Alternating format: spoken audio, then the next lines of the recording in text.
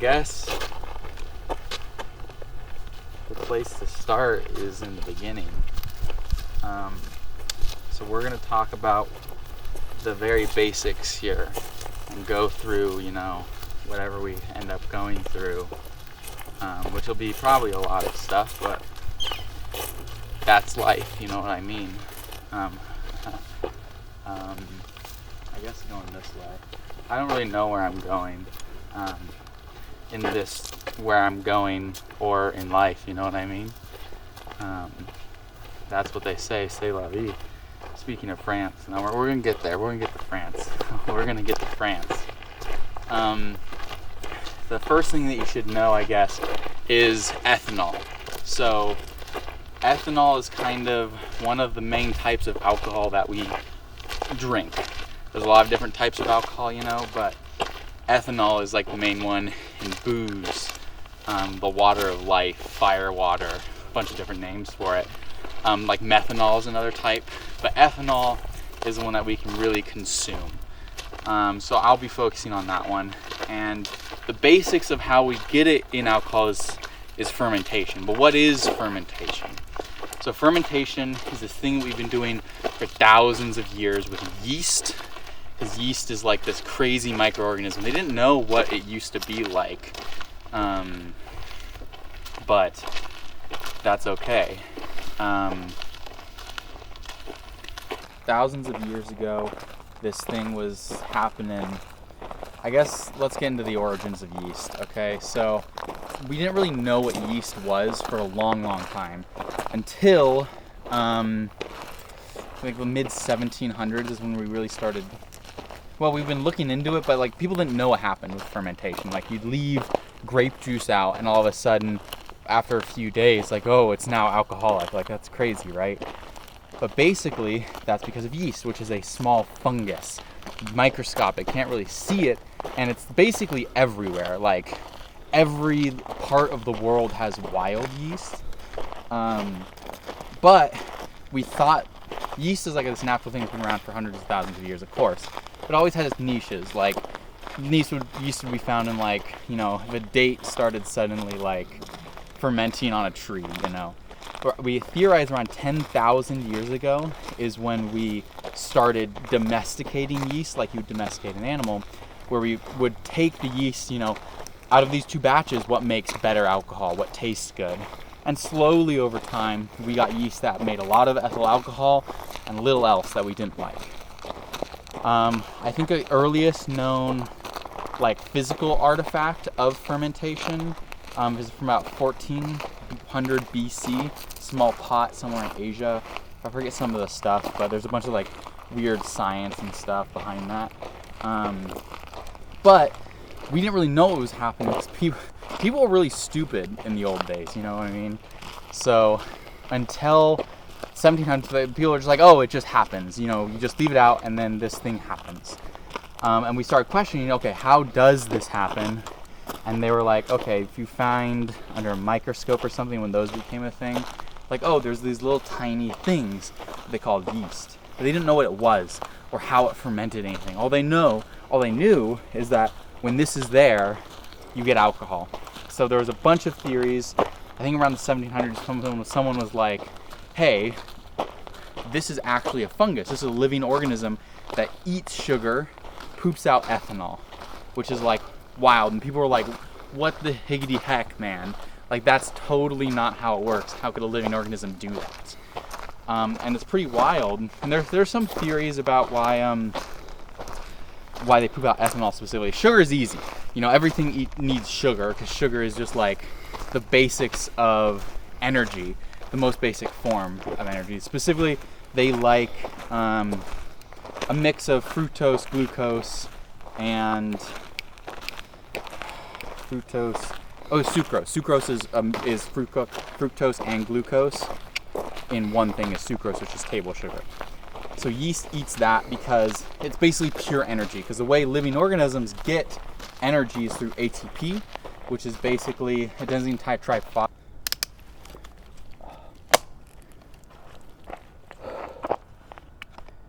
Adenosine triphosphate, ATP, not the powerhouse cell. That's my mitochondria. ATP is this thing where you have one adenosine molecule and 3 triphosphate molecules on there. And what happens is that's energy, because when you lock on a phosphate, it stores energy. And because when you break that apart, you like take off one of those things, that breaking that bond releases energy. So it's basically a way, if you have an adenosine triphosphate, you can break it apart to do stuff. So that's how you store energy, and that's basically how every living thing works. Glucose and sucrose and sugar is basically the easiest way for any creature to like get ATP. So it's easy why it makes that. So one of the theories that why yeast poops out ethanol is, I think you can have like, oh, it's like ethanol kills a bunch of things. Like the reason you have isopropyl alcohol, rubbing alcohol, and hand sanitizer is because alcohol kills everything. It does kill yeast in high enough concentrations. So it could be because it kills other competing microorganisms. I forget the whole thing. There's like, it does that because that's just the niche that it falls into. Oh God, I don't remember. That's okay. I don't have to remember. But so, you have yeast makes alcohol through fermentation. So, what you'll have is, if you get the sugary thing, the natural yeast will be usually around, or you can get constructed yeast, or like lab-made yeast. So if like a winery is like, we want a particular yeast, or beer is a big one, where like we want this particular type of ale, because different yeast will make things taste very differently.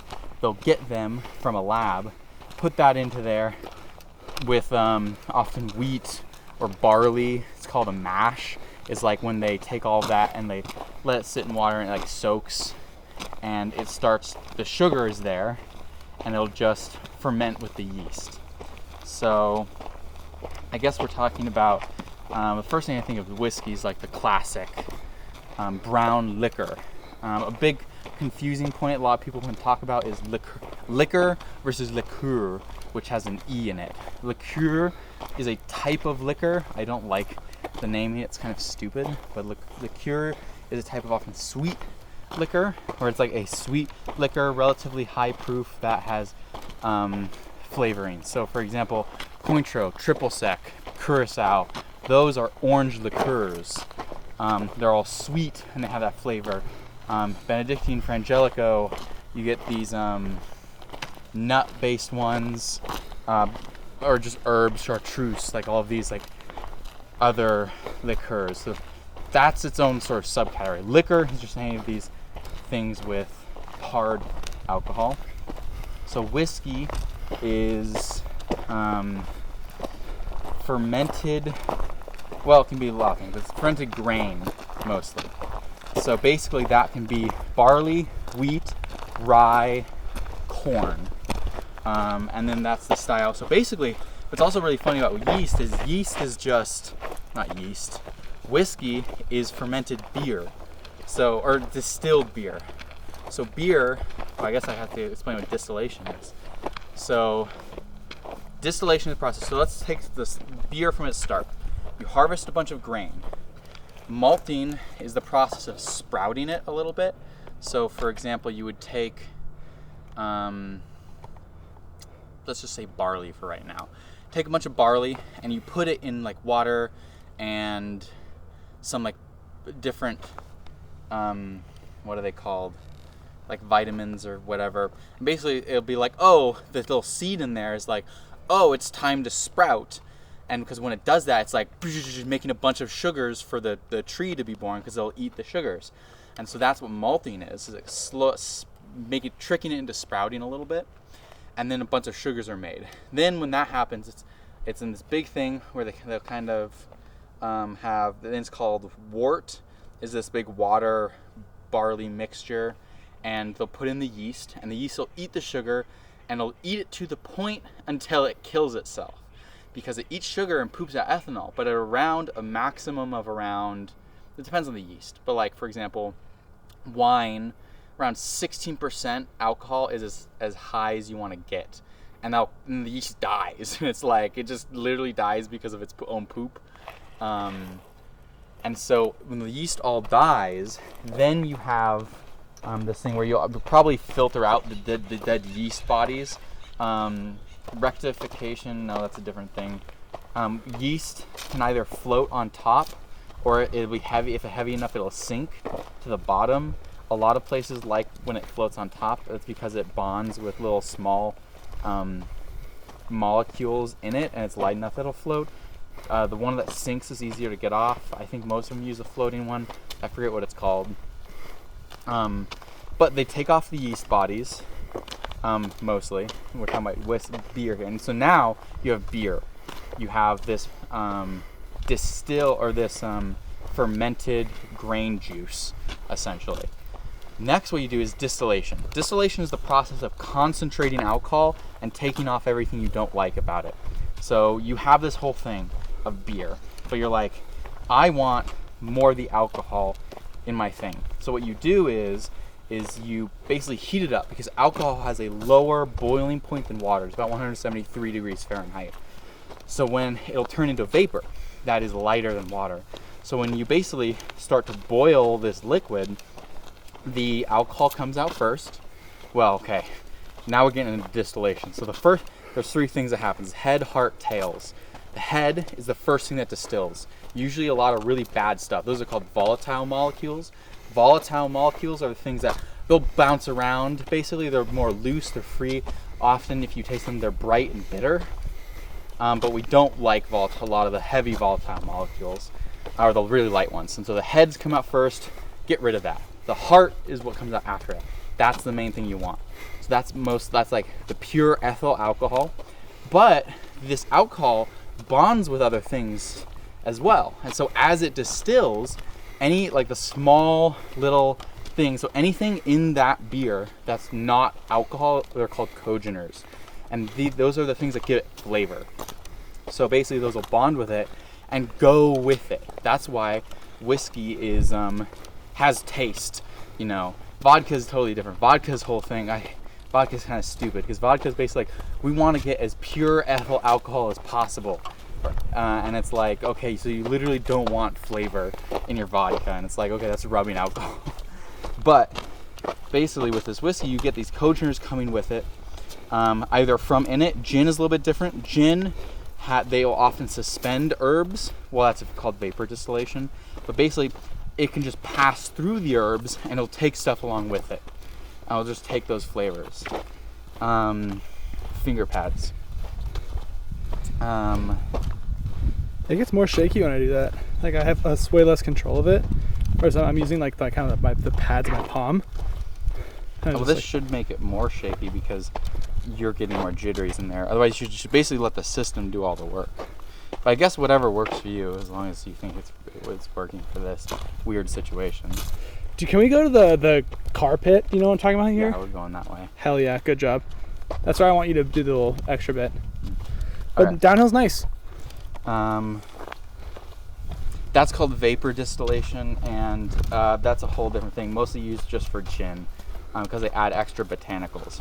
But basically, these cogeners come out, and then the tails is also not very good. That's the stuff that comes out afterwards. You'll get a little bit, and one of the things a master distiller is really great at is the perfect time to cut off the tail. So when you stop the distillation process, there's two main types of ways to distill: pot distillation and column distillation. Pot distillation is literally just a giant pot with a little tube on the top. The origin theoretically dates back to Alexandria around 400 BC. This lady called Maria, I believe, is the first written account of someone describing her pot still, basically. But there's no accounts of them actually distilling alcohol, but it's like, okay, of course they probably want to distill alcohol. But we don't really know. I mean, of course they distill alcohol. I mean, like, they had alcoholic beverages back then. Those are still big. Like wine in the Roman Empire was a huge thing, but they mostly stored those in clay pots and not barrels. Barrel storage came in around, theoretically, I think around 800 as a mode of transportation, possibly taught to the Romans by If it was around that time, it'd be taught them by the Celts, because the Romans, again, mostly did little pots, and those were like the high-end way to store wine.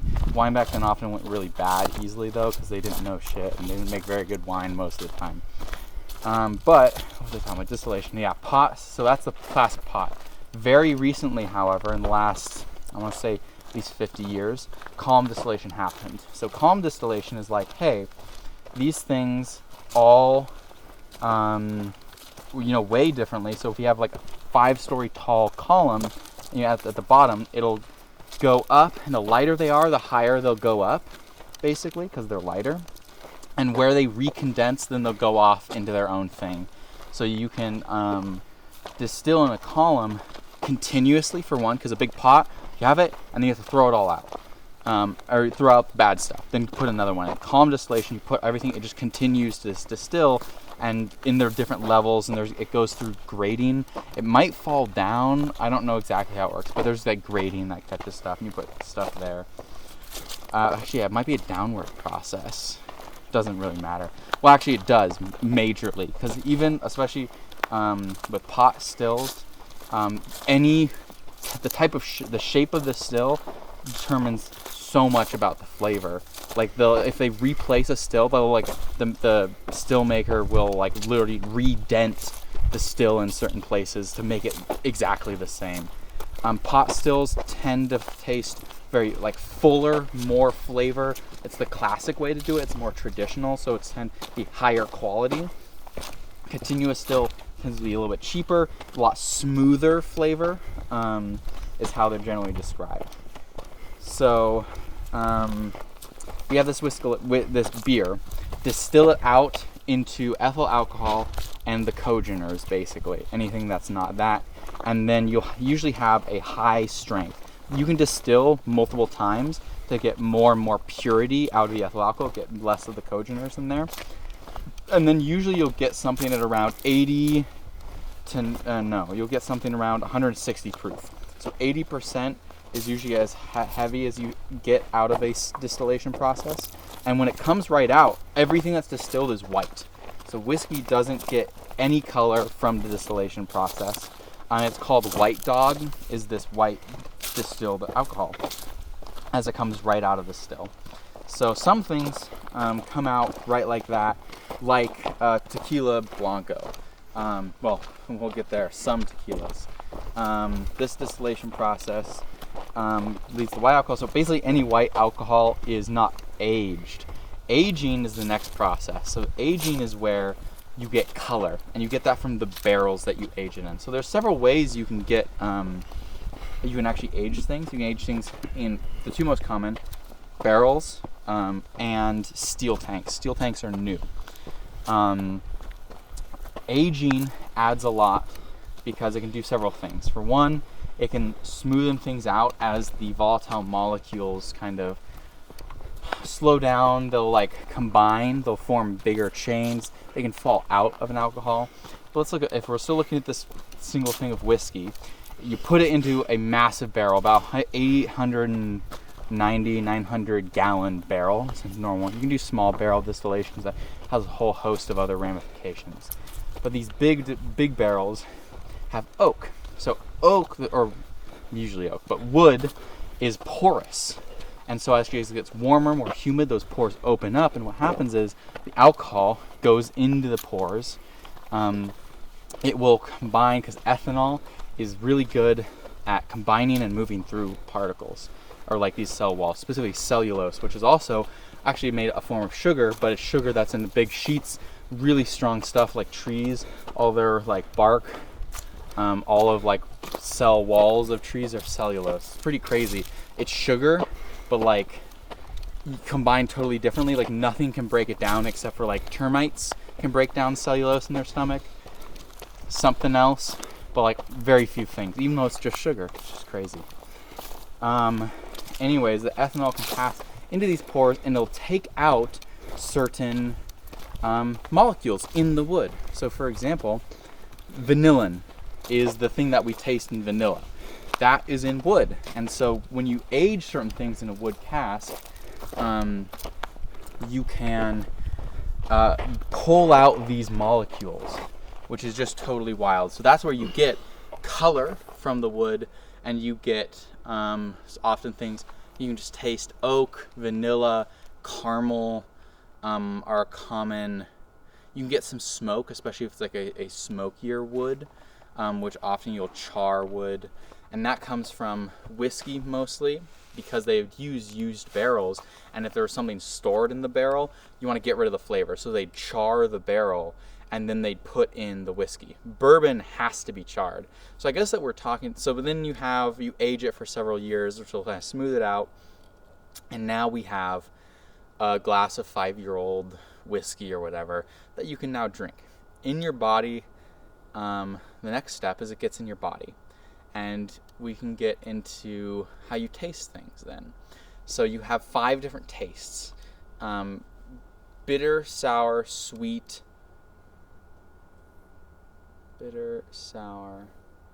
sweet, sugary, and umami. You only have those 5 sensors, and they're basically little molecules that are receptive to the proteins in each of those different various things. And when it hits that, when a protein fills that slot, the molecule is like, whoa, hey, to the neuron that it's attached to, signal here, we have this sort of flavor. That's how we get flavors. Half of our tasting is actually from smell, though, because we can smell around 1,200 unique things.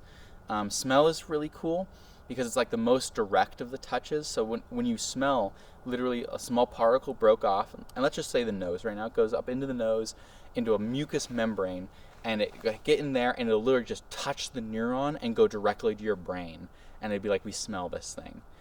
We can only smell about 4 things at once. Past 4, our brain like freaks out and makes them one smell. We can taste more things distinctly, though, kind of interesting.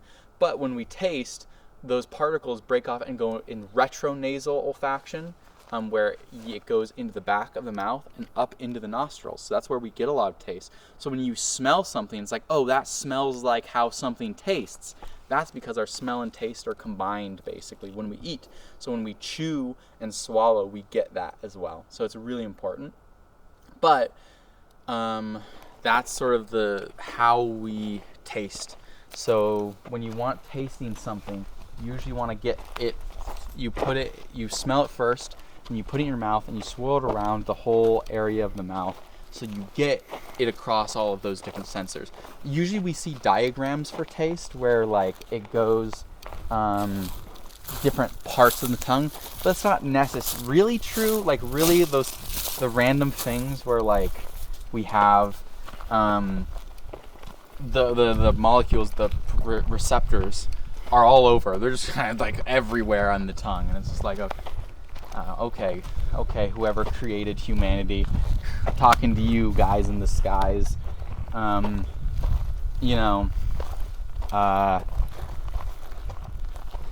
so we're talking about whiskey now, right? So whiskey is a whole category. I guess we're starting with brown liquors. Whiskey, I don't think there's really white whiskey, but whiskey's kind of interesting. So let's look at the different classifications of whiskey. So American whiskey, English whiskey, Japanese whiskey are like, I guess, the 3 big ones. Like English, I mean like, actually I should say like European, so because Ireland is part of that. So American whiskeys are one of the most classic, and Scotland whiskeys, and those are scotches, obviously. So American whiskeys have several classifications. They are a lot more controlled, where the process is classified to be a bourbon. For example, you have to age it in new oak. It's also one of the hard things about bourbon. So American whiskey, we have bourbon, Tennessee whiskey, which is very small, rye, blends, and I think those are like the main styles. So bourbon, we'll start there, is from Kentucky, I believe, is the originating state. And the classifications for bourbon is you have to, I believe, mostly use barley, but you'll use a mash. Single grain means that only a single grain, because whiskeys will often use a different mash of barley, rye, corn, and wheat, depending on what you want. Wheated bourbon, so Maker's Mark, is a wheated bourbon because they use wheat in the mash. So that makes it a little bit sweeter, a little bit smoother. That's why I like Maker's Mark. That's why Maker's Mark is very popular. But bourbon has to be aged for a certain amount of time in new oak barrels, and that's important because you have to use new American oak barrels that are charred, and it has to be aged for like 2 years or something. But that makes it a little more expensive because you have to make new barrels every time you age whiskey. But you resell these barrels. So often things like rye, scotch, wines, even some of them, will be aged in used bourbon barrels. They're very common. So that has a big effect on their sort of flavor. Rye is another style which uses, obviously, rye. So rye whiskey tends to be a lot heavier, a lot stronger, more like very, I don't know the exact flavor, but usually the thing with whiskey is you get a lot of barrel flavor, so you get a lot of that caramel and vanilla out of there, and you get some of the different characteristics of the grains. But what I think what you get a lot of is it gets a lot of like muddied a lot of the time, especially in like lower level whiskeys, because it's such a high concentration of alcohol, that the grain going into it doesn't particularly matter. So if you make wheat in England versus wheat in the United States, or different regions of the United States, in the end, so much of it gets distilled out that it doesn't really affect it as much. And that's where we get terroir and wine, because wine, it affects it a whole lot. We'll get into that later. So with whiskey, you have the rye whiskey. It uses rye. They're usually less stronger. I'm less of a fan of them as sipping, but they make good mixers, such as a Manhattan. And then blends are blended whiskey. In America, American blends usually means lower quality, because you can get whiskey from anywhere and it's to the distiller's taste, but it's usually done as a cost saving because you don't have to do everything in-house. You can actually buy whiskey from other places. Not necessarily bad, however, because, for example, Canadian whiskey. Canadian whiskey has almost no laws regulating how it's made. So what they do instead is they're hey, let's make the best things we can.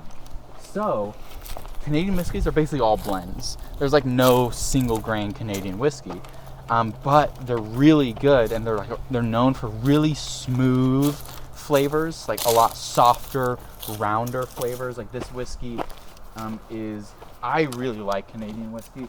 I haven't tried a lot. Crown Royal, probably one of the most popular Canadian whiskeys out there. Call it Canadian.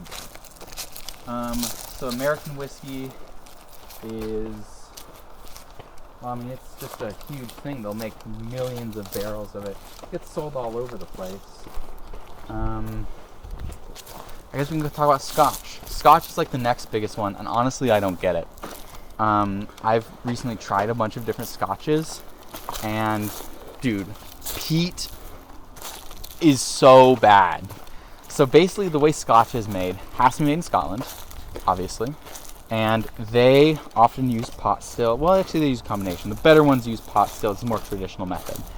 But Scotch, I believe, is mostly barley, and the way that they do it differently is they dry out the mash before they distill it or before they ferment it. I forget which. And the way they do that traditionally is they will burn peat. And now peat is in a bog when you have dead grass and plant matter, that it'll dry. It won't decompose because of the acidity of the bog, the high pH of it, which is baseness.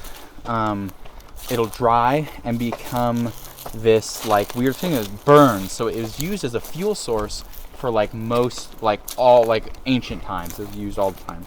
So they burn the peat to dry it out.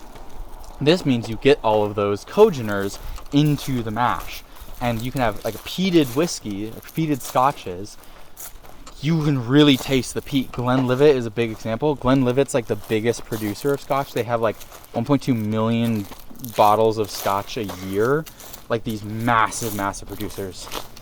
And they make so much of this, and it just tastes awful. It's like literally burned grass in your mouth. And I'm like, I like weird tasted things. Like I've had wine, it's like, that's tobacco, that's like brown earth, but it's not like, wow, there's literally like burning grass in my mouth currently, and that's all you taste, and it's so bad. I've tried some scotches that I do like that are a little more balanced between the flavors, which is nice because it's like I like a balance of flavors. But you get a lot of these different scotches. Glenlivet, Glenlagrange. Glen is probably some sort of family denomination in Scotland or something, I don't know. But yeah, they're very popular. I've noticed because I've done some bartending, like we have equal amount of scotches and other whiskeys. Like that's how big and popular they are. They're like a very fancy sort of drink. I'm not a big fan of them. Oftentimes they're drunk straight, which is a good way to drink it depending on what you want. So scotches, Irish whiskeys, a lot like Scottish whiskey, except they don't use peat. They will dry it out with acetone, this flavorless, odorless heating agent. But it tastes similarly. I haven't really tried Irish whiskeys, so I can't tell you much about their flavor. Japanese whiskey now. So Japanese whiskey is also really good. So basically around, I want to say turn of the last century, Japanese distillers were like, hey, we want to make whiskey. They went to Scotland and studied under how to make scotch, and they brought that back to Japan. However, they added their own cultural things to it, and so they use what they know about sake to make, or sochu, which is distilled sake, so it's like rice whiskey is one of them. They made their own whiskey, and it's very smooth, very high quality. I've never tasted it, but people always like rave about Japanese whiskey. They're very quality focused. They also do massive batches, like all in one place. So like the biggest distillery in the world is Japanese whiskey, where they make tons and tons of stuff. They also, water is very important. People always brag about water, like the different types of water they use, and that's to cut the alcohol, because it comes out of the distillery at like 80%. We don't drink that. We drink like usually around 40%. 56, I think, is called like cask strength or Navy strength, but you don't really get very high as that. So this, you cut it with as pure water as you can, and each water has some flavor. Japan has a lot of their own mountain runoff creeks. Scotland has all their own water, so a lot of distilleries are next to water sources for that obvious reason. And so that's a brief overview of the different areas of whiskey. I guess we can move on to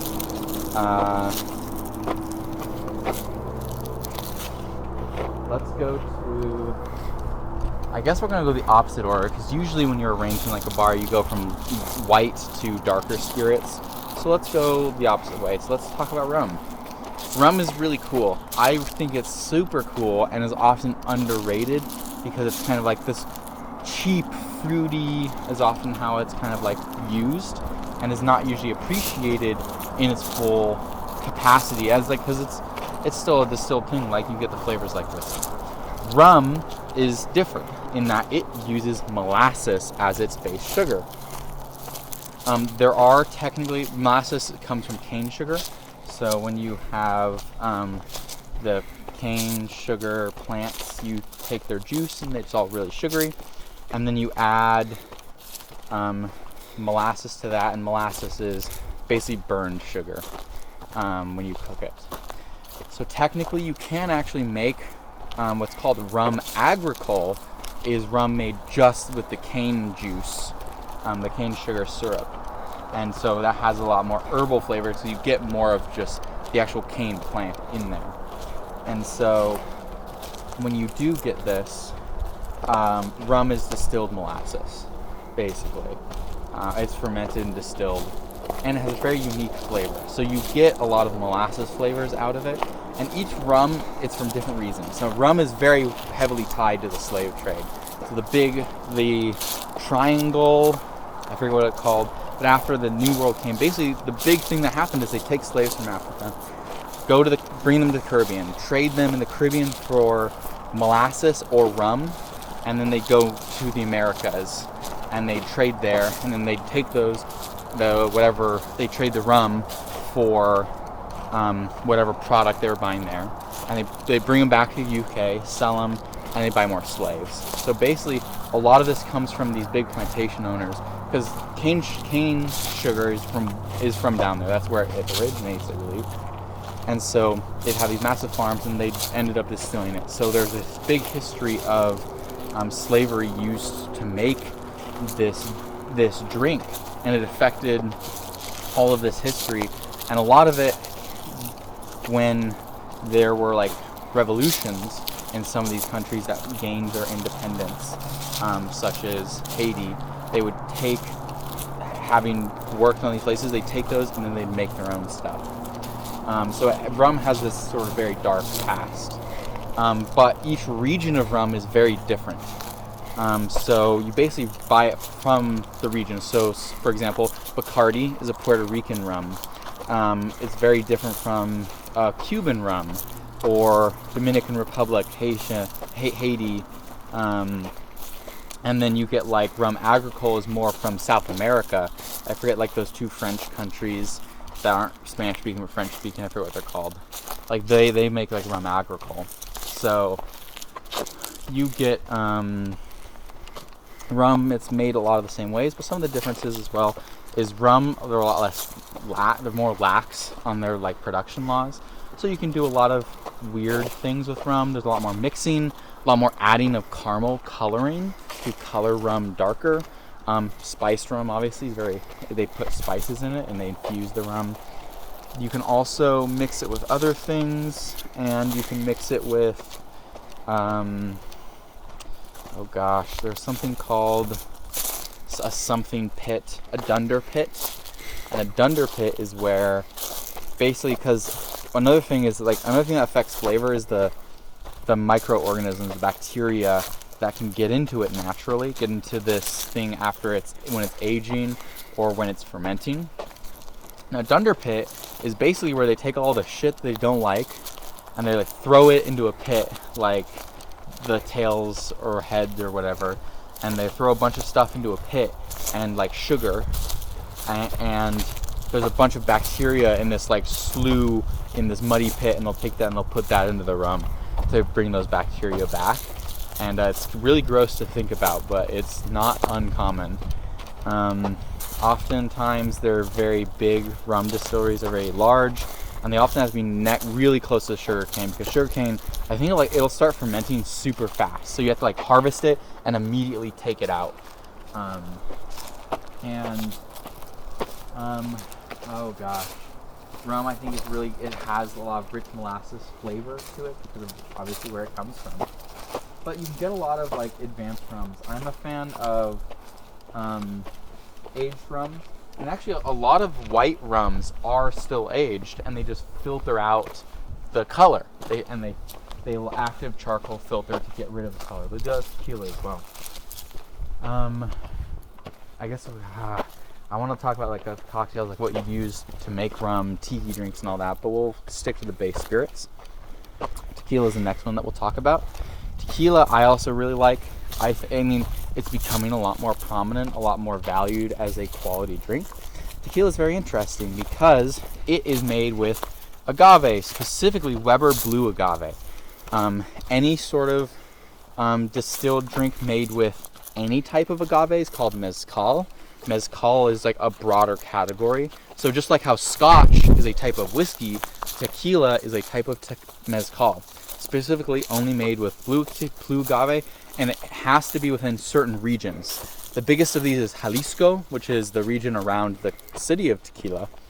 And there's a few others, but basically it's region controlled and it is plant controlled.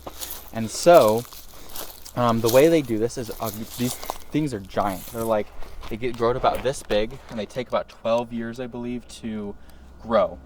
And they have a bunch of like big sharp, you've seen like aloe vera leaves, they're like that. They're whoop, these big long leaves. What they do after it's all ready, the jimador, which is the tequila maker, will take a specific tool and they will cut off all of the leaves, and then they will dig out what is called the heart, which is a massive thing, it weigh up to 150 pounds. They'll take that out of the ground. It takes a long time to grow, and so it's also kind of a hard thing, is you have to have everything ready. And then you take them to an oven. You can do it like an industrial fashion, like an industrial oven, or like a more traditional oven. Usually you get different flavors, and you will cook it. And what that does is, because the sugar in the heart isn't ready to go automatically. It's locked up and very difficult to access, because yeast is very particular about the kind of sugar that it eats. By cooking it, it breaks down the sugars into glucose, fructose, and sucrose. And so now what you do is you kind of cut it up and you put it in your mash. And now you have a mash of agave. So then you do everything else that you normally do. Oftentimes, every place, because they're regionally different, will have their own ways they make it with like their specific style of still. Like tequila, like they have some unique way of making it as well. But you have this tequila now, and oftentimes tequila was drunk white or blanco, where it's unaged. But as aged tequilas are becoming more popular, as it becomes more whiskey-like in perception, people are like, oh, these are really quality, and you can sip them. Aging tequila softens it a lot, adds those oak flavors. I love reposado tequila a lot because you get a lot of that tequila still, and but you get some of the barrel aging goodness. Reposado means rested, and that is between 6 months and 2 years. 3 to 5 years, I believe, is 6 months to a year is reposado. Like 1 year to 3 years is añejo, which is aged. And then recently there's an extra añejo category that's been added to this that has more than 3 years of aging. Which is also crazy how little aging that is compared to like whiskeys. You get like 12 years to age whiskeys, like Glenlivet, and that's not uncommon. But anyways, it just changes the flavor a lot, as it always does. Angel share too, I forgot to talk about. In the process of distilling, there's something called the angel share, or in aging.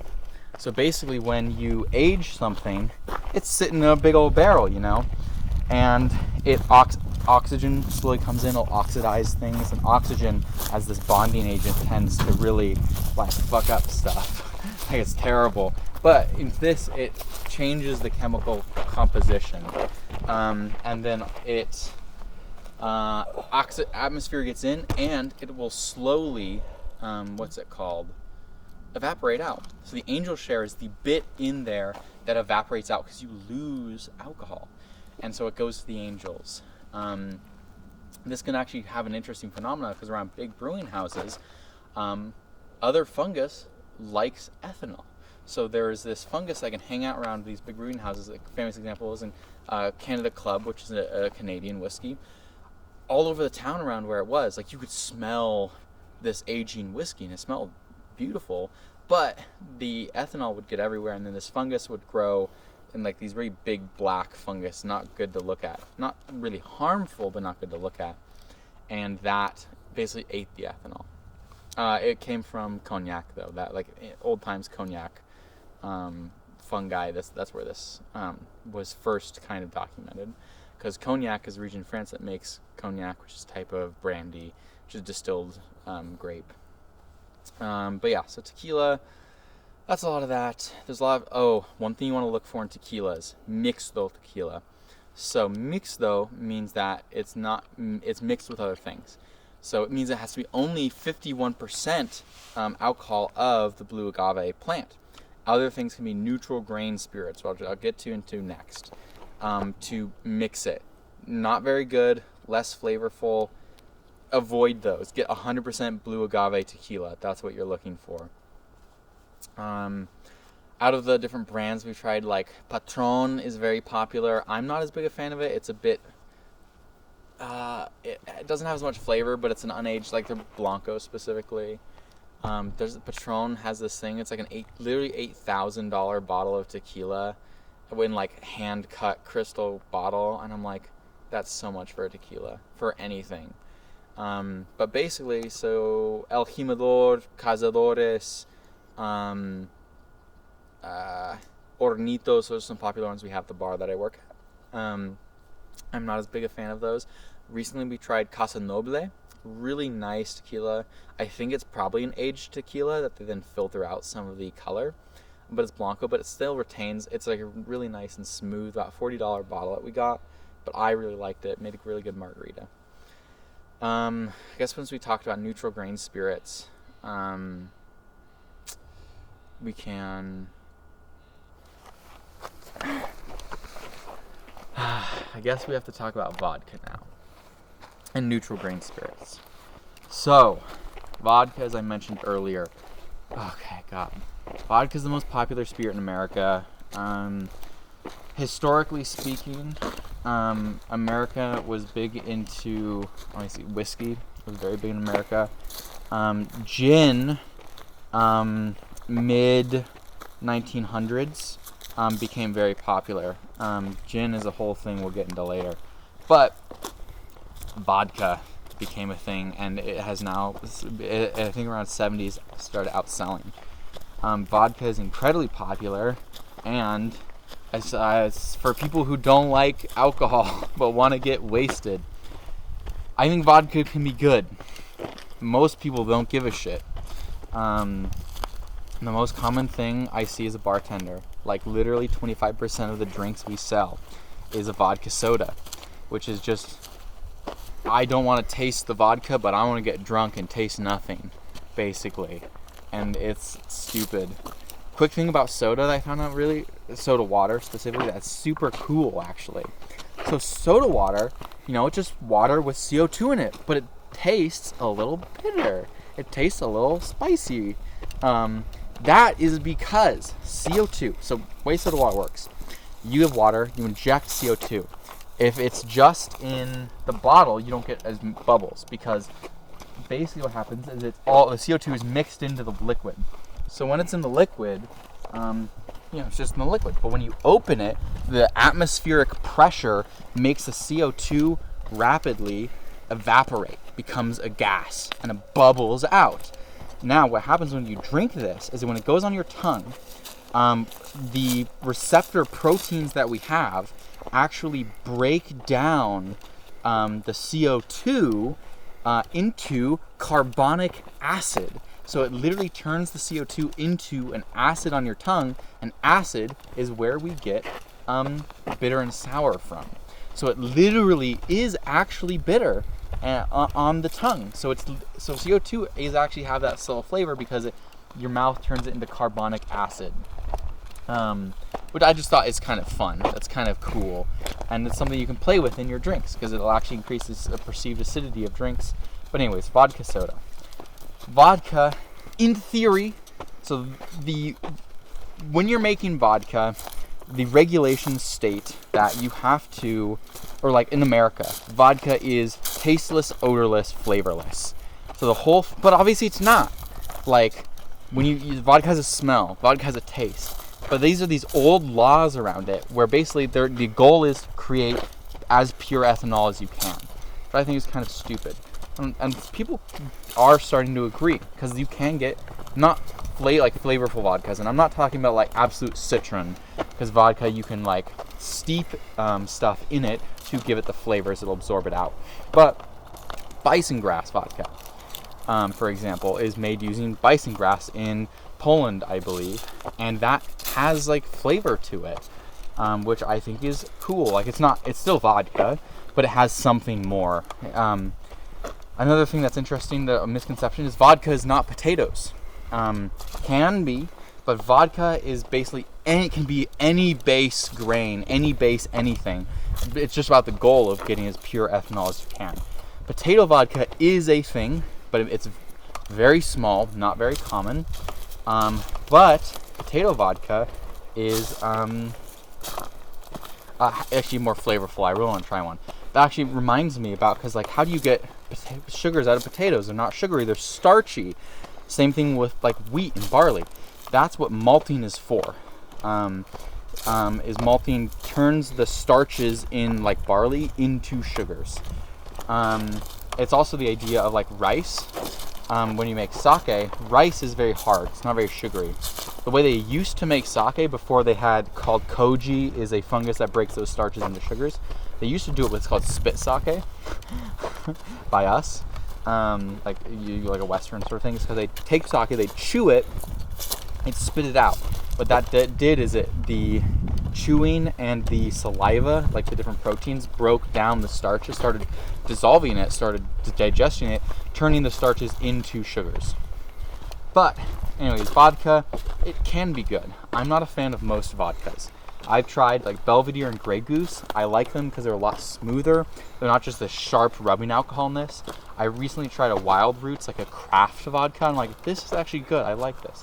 Most vodkas are just, I don't think, very good. You can use them to cut more flavorful alcohols like mezcal, so they're less smoky, or you can use it to make something non-alcoholic, obviously. Vodka and Coke, I'm not a big fan of it as a category, but I think it can be good. Most people just don't give a single shit about what they drink, which I guess, is the sad thing about the world, people not caring, but it is what it is. Anyways, there's a bunch of different places that make vodka, like a Polish vodka, and they're all sort of like different. Another one is, I want to say Zubrovka, but that's not right. Is a Russian vodka that's a little more flavorful. But that also gets us into neutral grain spirits and moves us to gin. Neutral grain spirits is a basing of grain, and it's basically cheap vodka, where you're trying to get this as flavorless ethanol as cheaply as you can, and it's used to cut cheaper alcohol, to make it alcoholic, but make it not cheaper, because it's like, for example, a Monarch is like the lowest bargain bin alcohol you can get. They make everything, like all different types of alcohol. The basic thing we use at our bar. Monarch whiskey, on the back of it, actually says this too, is 80% neutral grain spirit, 20% whiskey. There's also a myth, I'm gonna get to it in a certain book I'm reading, but there's a myth, well, I don't know if it's a myth, but there's this idea that that's also why buying cheaper alcohol gives you more hangovers, because they use neutral grain spirits, lower quality alcohol. The body doesn't like that, and that makes hangovers worse. That's one argument for people buying more expensive alcohol. I don't know if that's true yet. I will get there. Not this speech, but in my life. That's vodka. Get a bunch of different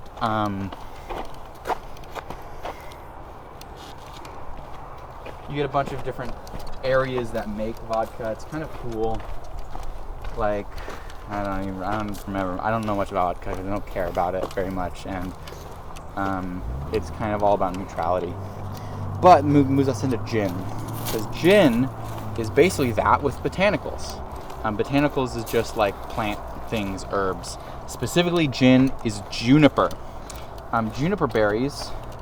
I don't think you can eat them. They're like poisonous or something, but that's the main flavor in gin.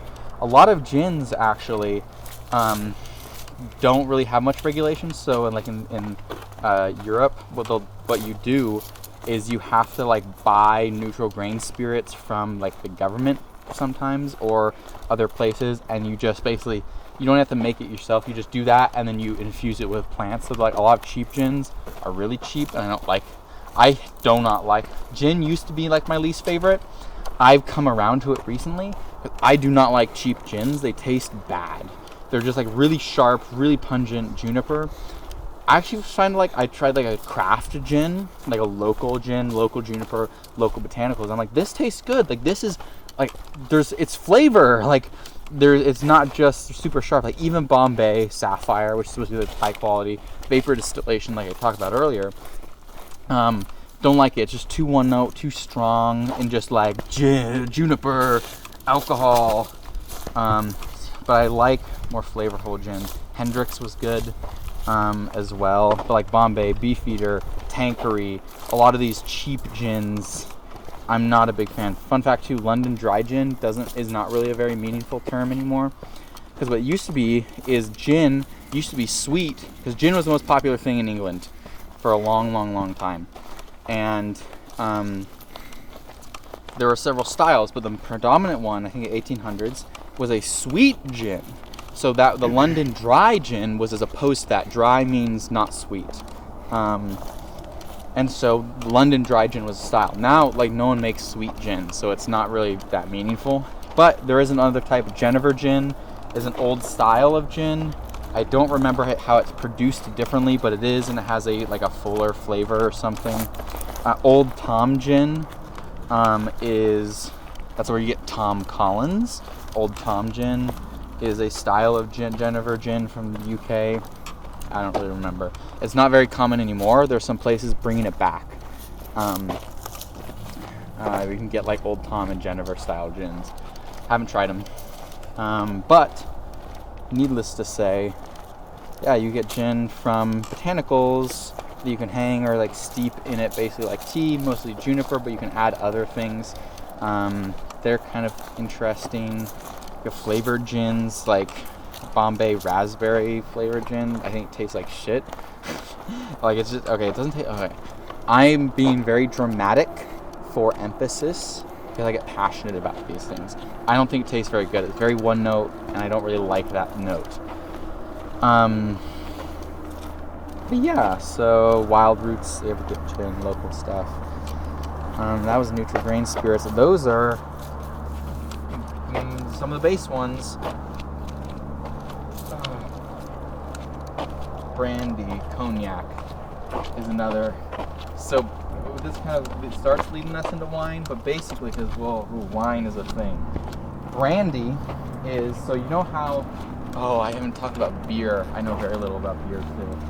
So whiskey is distilled beer. Brandy is distilled wine. So brandy is a style. Cognac is specifically brandy from the Cognac region.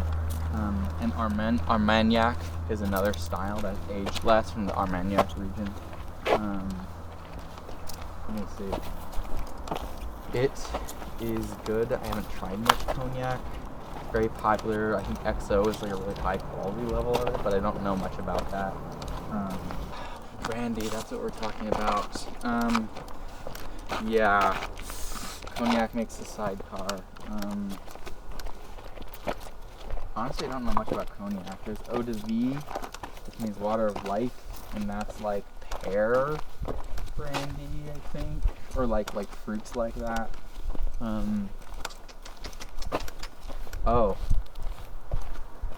This is going to the wrong parking lot. This is going to that parking lot. Well, let's turn around. I don't really remember other base spirits. I guess we'll talk about beer. So beer is very popular in the United States and everywhere around the world.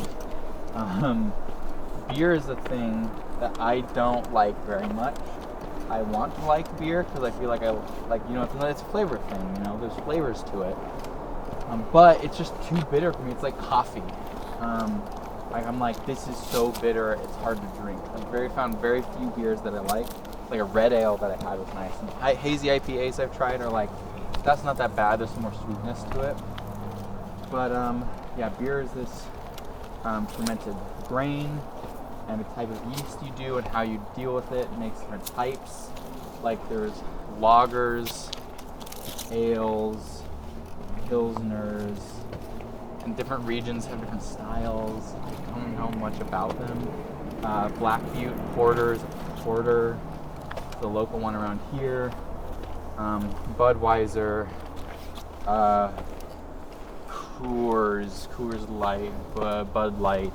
Light beers have fewer calories and less flavor, and people don't care about flavor. They're cheap beers. Craft brewing has become a big thing. which is kind of cool. That there's a lot of these places that make interesting styles, unique local styles. Came about in the last 40 years, I think. Like its popularity. There's a big one over on the East Coast that makes, like, will try and recreate ancient styles of beers. Like what would the beer that they drank, like in ancient Egypt, what would they taste like? You know, they make like all of these really cool old ones. They work with like people who research yeast to like try and recreate those yeasts in yeast laboratories. People are very protective over their yeast because for beer, yeast is like everything.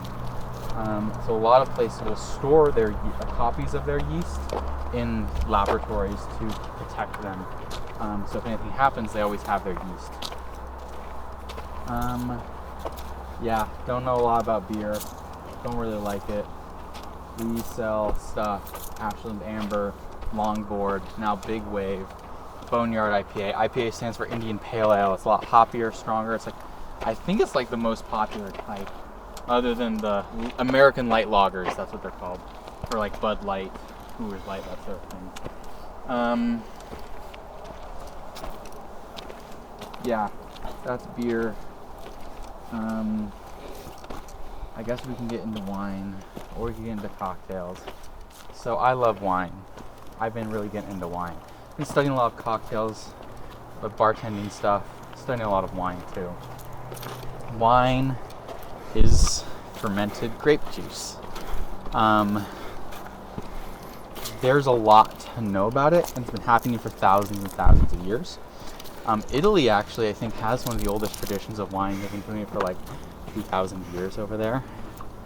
But France is like the most well-known, the Old World. So it's often separated into Old World and New World. To make wine, obviously, you have the grapes. And so it's a specific type of grapes too. Basically, all wine is made with Vitis vinifera. And that's basically all that's used. In America, there were actually native vines as well, and I forget what it's called. Those aren't really used to make wine. That's like grape juice will be used with that style.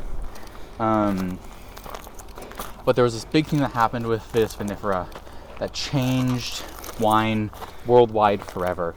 That's called phylloxera. Phylloxera is actually the most devastating agricultural plague to ever hit the world. Phylloxera is a type of aphid, I think, or mite, and it ravages Vitis vinifera. So in, I want to say late 17, early 1800s, phylloxera appeared. Wherever it went, it destroyed. Like, it almost, like Bordeaux, one of the main regions in France, almost destroyed their winemaking industry, and that's like all they are. I don't know much about Bordeaux, but like Bordeaux is wine, and it like destroyed everything. It like nearly destroyed all wine around the entire world. The only way they were saved is the natural American variety. I think it starts with an L. Is immune to phylloxera, so they would graft the roots of that onto their vines. Had to happen everywhere. Everywhere phylloxera appeared, that had to happen. So like in the 40s, before that, 30s, in the United States, when phylloxera came, they also all did that. Changed the wines. Probably will never taste wine the same. But the way you make wine is you pick the grapes from the, we'll do the same thing we did with whiskey. We pick from the vine, often on trestles. It's a bit of a newer technology. Kind of. I mean, it's used one, but modern trestle style. Thing also with Vitis vinifera is they like and they thrive in terrible, just not very good, very rocky soil conditions, which is interesting. So you get them in less good places to grow other crops. You pick the grapes, and you put it on this sorter thing. So a lot of good wines will sort out stuff that's called MOG, or material other than grapes. Very self-explanatory, because you can get twigs, bugs, rocks, other things in your wine. And so you'll sort, best ones are hand sorted, and it goes on the conveyor belt, and then what you do is you squeeze it into the mash. So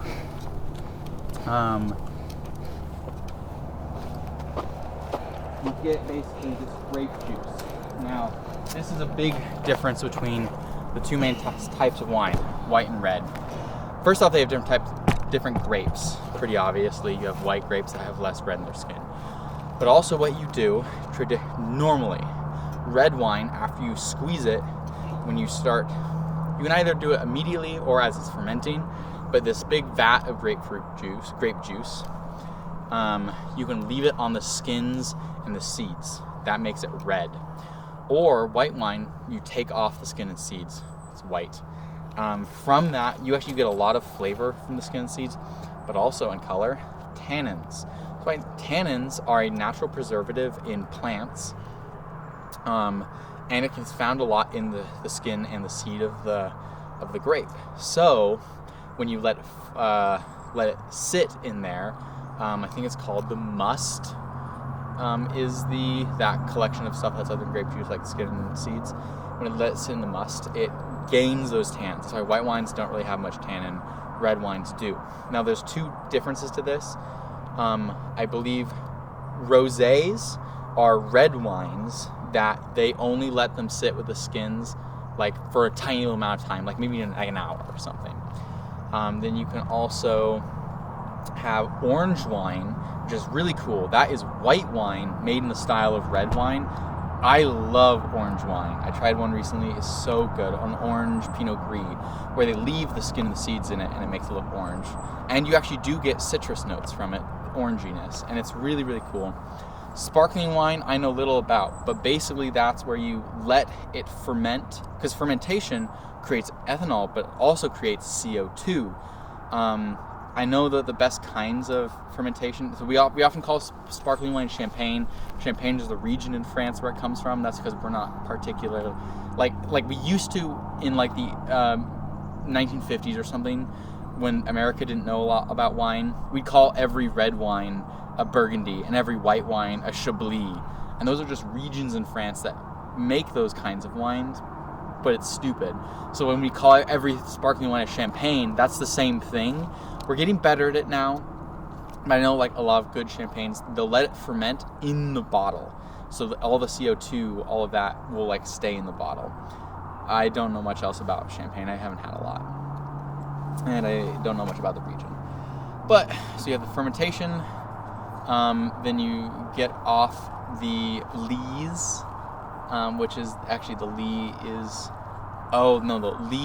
So when yeast dies in the fermentation process, the lees are the dead bodies. And if you let them stay on the lees, it changes flavors. Only a few white wines do that. But you can also have two things that affect it. Yeast cannot finish all of the sugar before it dies, basically. So let's take a German Riesling, for example. If the sugar is high enough, the sugar content is high enough, it'll get to about maybe 13 to 16% alcohol, and the yeast will die, but there'll still be sugar, and that's how you get sweet wine. German Riesling is a big example. Sauternes, but Sauternes is a region in Bordeaux that makes sweet wines, and what they do is it's called noble rot. It's basically they let it start rotting on the vine, which makes it dramatically increases sugar, and so it's a lot sweeter. They get a sweet wine. And then aging is also really important for sorry, sir. Aging is really important for wine for a lot of reasons. You can age it in oak, like different types of barrels, different types of oak, like American, French, English oak, all give you slightly different flavors. But aging in oak, same thing for like whiskey. You draw out the oakiness, you draw out those different flavor profiles from the wood. Aging also does several things. So it affects it just like whiskey in that the volatile molecules will start to form together into bigger molecules, bigger chains that affect the flavor. And sometimes they'll even go big enough where they'll like become sediment and fall to the bottom. The acids in wine will change. Oxygen will slowly seep in, and that slow oxidization changes the flavor. Aging tends to bring back like bright fruity notes, like the primary notes of the wine, which can be like bright fruit and acidity and tannins, and it'll mellow them out and bring forward second or tertiary notes in the wine. So like a Cabernet Sauvignon from Bordeaux might become less fruity and become more tobacco-y, which I've actually experienced in aged wine, where it was this nice tobacco leaf earth flavors that might come forward. So that's where we get complexity. But basically the aging will soften the tannins, and oh gosh, so much to explain. It'll soften tannins, so it'll make it smoother, rounder, more elegant. And there's a place for everything. That's you can age in a cask, and then bottle aging is part of the aging process, but doesn't just draw more out of the oak. Also, if you age in stainless steel containers, you get the aging process, but you don't get like the oak flavor. Chablis, the region Chablis, they age in stainless steel. You can also age in the bottle. You can also age in used or neutral barrels, because as a barrel is used, like the first time you draw out the first bits of the barrel, then at the second time you put it in, or the third or whatever, you get deeper into the wood and draw out different flavors. Then as it gets more and more used, you basically can't draw anything more out and becomes a neutral barrel. Some places require you to age in the different barrels at different times. There's a bunch of different stuff about that. But let's get into the basics of wine. So wine has several things you want to look for when tasting wine. Tannins. Let's start there. So tannins, I explained earlier, are this natural preservative, but what they also do is tannins don't have flavor. They're not actually a flavor. All they are is the sense of drying in your mouth when your mouth feels really dry. That's tannins, because what it's actually doing is the preservatives like stripping proteins out of your mouth. So it's kind of a fun little thing. That's tannin. Acidity. Sour. We've tasted the acidity. Is another thing to look for. Then you want to look for body. Body is often very confused. It's like, what is body of a wine? Like full body, light body. That is just how heavy does the wine feel, the sensation of fullness or heaviness in the mouth. And that comes from density of these cogeners in the wine. So the denser this non-ethanol material is, the bigger it'll feel, the denser it'll feel in your mouth. Structure is also something that's used to talk about at wine, but that just means tannins, how much tannins in there. It's stupid. Then you have fruit flavors. Does it taste like fruit? Apple skin.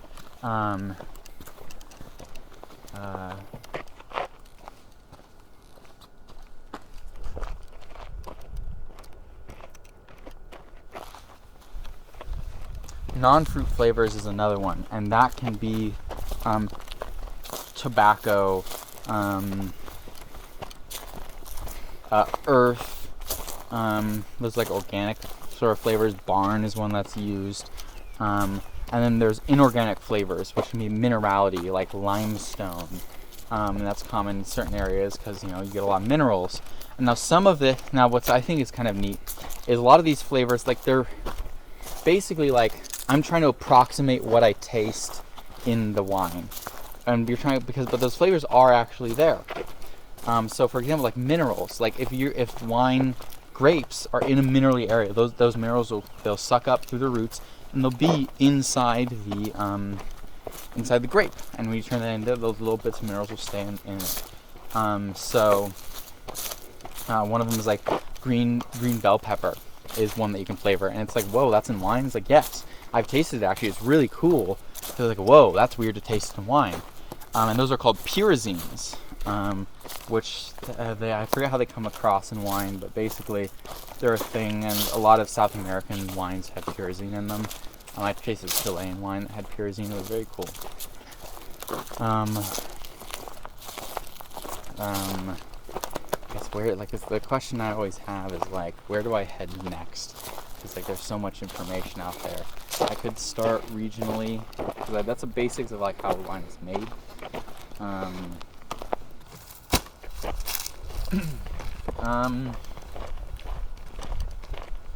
I guess we'll start with regions now.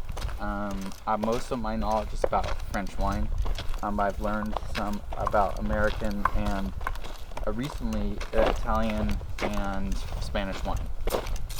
But we'll start in France, because France is my favorite. So France is actually no, Italy, I think, actually is the largest producer of wine in the world. France is number 2, America is number 3.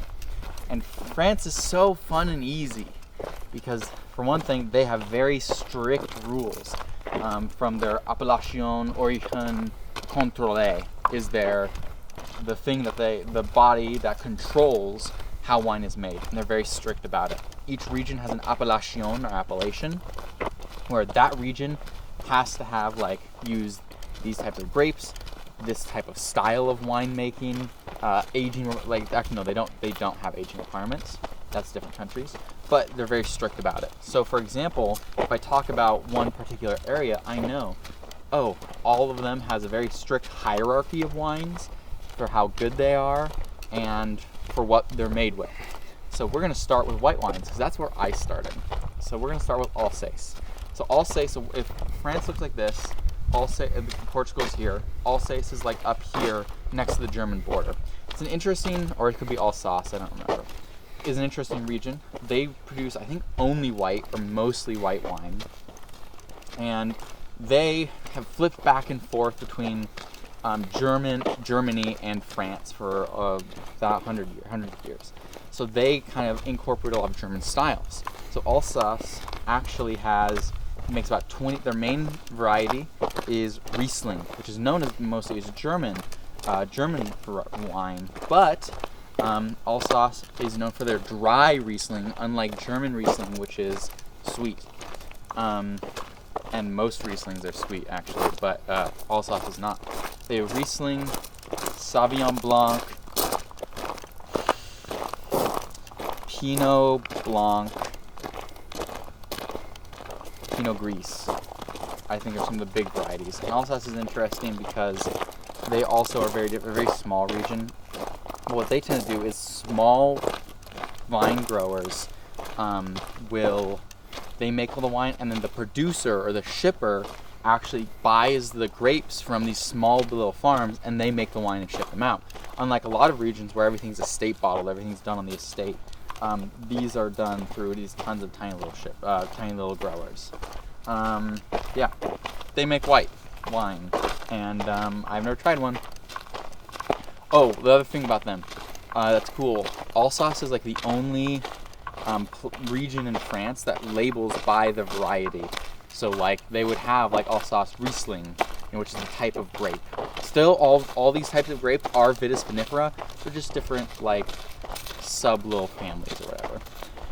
One thing we'll see in America, this is a quick tangent about varietal naming, is American wine actually came up with this idea. I think it was Robert Mondavi who kind of in the 50s restarted wine in America after, we'll get to Prohibition and all that in American wine. But he was like, hey, we're going to put this on the bottle as a marketing strategy. People loved it. So American wines introduced this idea of naming by variety. And basically that's all you do in America. You name by variety. And to do that, I think each different region has different requirements. A lot of them needs to be 100% that, but some of them can be as low as 75%. And a lot of around the world to do, but French wine does not. Okay, Loire Valley, next one. They make a lot of fun whites. Their main grapes are Sauvignon Blanc and Chenin Blanc. They have different styles of wine based on the region. So, and that's everything. So one of the big styles is Poêlé Fumé, which fumé I think does not mean smoky in this in French it's something else, but I forget what. And that's 100% Sauvignon Blanc. It's made in Poêlé Fumé, and it's a full body full-bodied wine. It's a lot drier and richer. Then they also have Muscadet, which is their really light wine, and that's made with Chenin Blanc. Then there is Sancerre, which I actually tried. It was very good. A Sancerre is also Sauvignon Blanc, but it's a medium style between the two. Really nice, and very like minerally when I tried it, which was really cool. And that's one of the difference. Old World versus New World wine. One of the big differences is New World wine tends to be a lot more fruity, a lot more floral, fruit forward. Old World wine tends to be a lot more minerally. So it's kind of like limestoney, which just hints of the floralness. And then they also have Vouvray, which is their sweet wine, which is made with some weird grape that I forget the name, has a long name. So that's Loire Valley. It's along the Loire River, which goes into the Atlantic Ocean. And I think there are some other regions in the Loire Valley, but those are the main ones that I gave you. Trader Joe's has a good selection of Loire Valley wine, which is kind of cool. They actually have a decent selection of French wine. It's not like great wine, but it's relatively cheap and it's there. So it's like a place that has it, which I think is cool to see. Then white wine in Bordeaux. So the two basically biggest, most famous regions in France are Bordeaux and Burgundy. Bordeaux is broken up into these different regions, different areas, and the thing with Bordeaux is there are three ways to break it up, because it's along this big river that splits off. The left bank, or the west bank, tends to be warmer. There's more gravel buildup that retains the heat of the day. And so you can grow grapes that are harder to make ripen properly. So like Cabernet Sauvignon. The left bank regions are the Medoc, which is like the biggest region, both physically but also like in terms of importance, and Graves. Specifically with white wine, we're going to talk about Graves and Sauternes. So Graves is a little more south of the Medoc, and they do, I think, about 60% white wine. Mostly in Bordeaux is Sauvignon Blanc and Viognier. No. Viognier is Burgundy. Sauvignon Blanc and Semillon. So those are the two main ones. There technically are others in Bordeaux. I don't really remember what they are. It doesn't really matter. They're not super common. But you have the region of Graves, which is south of the Medoc, and that region has a sub-region called Pessac-Léognan, which is like I don't think Bordeaux really uses like Grand Cru style stuff, but like their like really good stuff is Pessac-Léognan. South of Graves and a little east along the river is Sauternes. Sauternes is known for their sweet wine. And again, this is the thing that's nice about French wine, is all, like, to be a Sauternes wine has to be a sweet wine. There's no Sauternes that's like weird or different stuff. Like, it's all this one grape, it's all a sweet. The quality level system in Bordeaux is, like most places except for the United States, is the more specific the region, the better the wine, basically, on the label. So if it just says, it'll say Appellation Origine Contrôlée, or if it just says Bordeaux, and that means that's like the lowest level. That means the grapes can come from anywhere in Bordeaux. It's usually not as good. This is actually the most common style. It's like table wine made because, it's just a common wine. It's also the cheapest. A lot of it is actually, most of it's actually meant to be drunk in France. Same thing with like in those places, but we'll get some. Usually the cheapest level wine. Next up, it will be like Bordeaux villages, or villages level. Now villages are villages, but if you want to be cool, you say villages. Then those are villages. They come from any of these villages that are trying to become good enough to become name recognized. Because the next step up of that would be like Or Bordeaux. Yeah, Bordeaux doesn't do as much village stuff, but like that'd be more regional. But for example, it'd be like regional to Graves. So if it says like, if it only says Graves on it, that means it's only from Graves. So yeah, I guess it's regional like that, and then villages. So then if it has a village name, so like a specific name of the village in Graves, it might say Graves and then the village. And if it has the name of the village, that's better.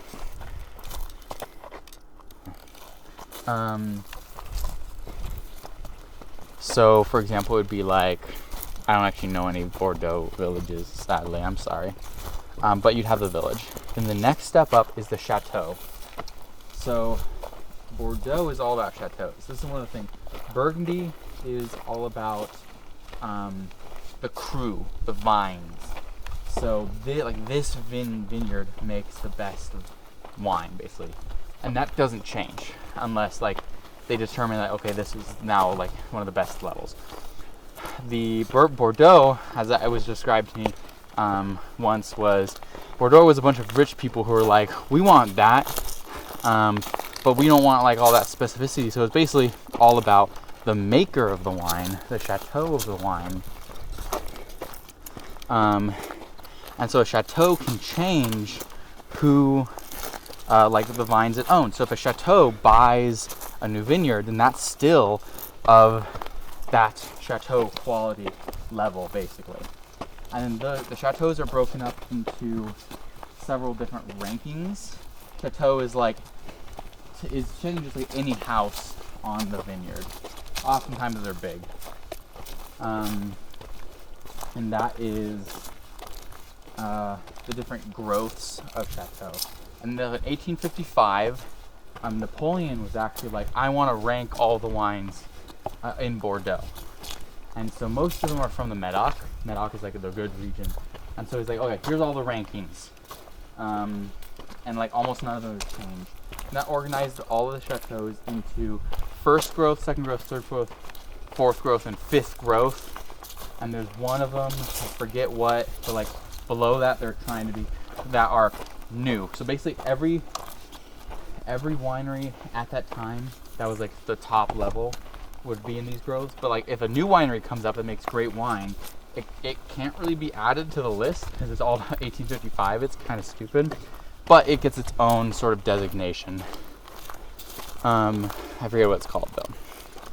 And so these chateaus, first growth is the highest. Like there are 5 first growth chateaus in Bordeaux. There was a change though to this, because there used to be 4. I think in like the 50s or 60s, Lafitte Rothschild. No, Lafitte Rothschild was already there.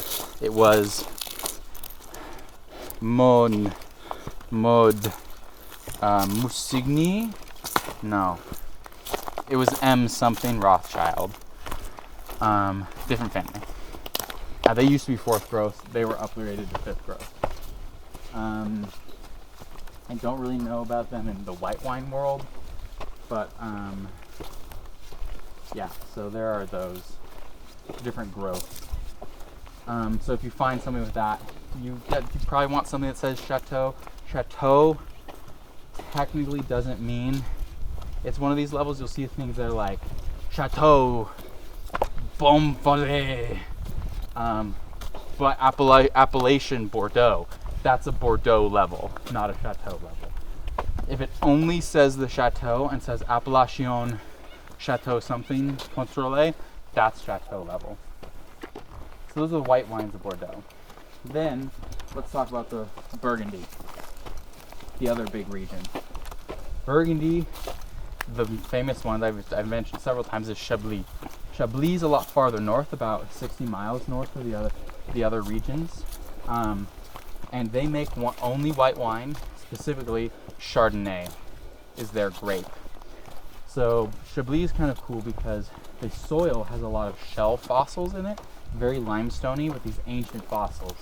And so theoretically you can kind of taste the fossils in the wine. Don't know much about that, but they are very dry, very full-bodied, very minerally, limestoney white Chardonnays. That's Chablis. That's their cool thing. I'll start from north south. So the next is the Côte d'Or. The Côte d'Or, which means the golden slope, is this large slope north of Burgundy, and they call it that because in the morning the golden sunlight lights it up, and it looks it's incredibly beautiful. Côte d'Or, for some reason, is broken up into two different côtes. The north is the Côte de Nuit, and the south is the Côte de Beaune. So both of these are like the top level in Burgundy. The Côte de Nuit does not make much white. Oh yeah, Burgundy is Chardonnay and sometimes Viognier. Côte de Nuit makes like no whites. Côte de Beaune is about 30% white. Don't remember much about Côte de Beaune. I know Côte Chalonnais, which is the next one, is the least known of the Burgundy côtes or regions, and so you can get good values there. Good value wine. You want to pay attention to, that's red wine. We'll get there. The white wine of Côte Chalonnais. Don't remember. The other one is Mâconnais. Mâconnais is next. They make 60% white, I think. And they're also like, we can have our own system of classification. Oh yeah, Burgundy classifications. So Burgundy also has, Burgundy is the lowest level. The next level, villages. Next level up of that, like villages and like region. Like you can buy a Chablis, a Côte Chalonnais, regional wine. Villages, so you could have the name of village. So for example, a Côte Chalonnais village is like Givray or Givry. That is a village level, only from that village. The next step up, they don't use chateaus, they are all about the crus. You have the Premier Cru, and you have the Grand Cru, or the Grand Cru, which is the highest level you can have.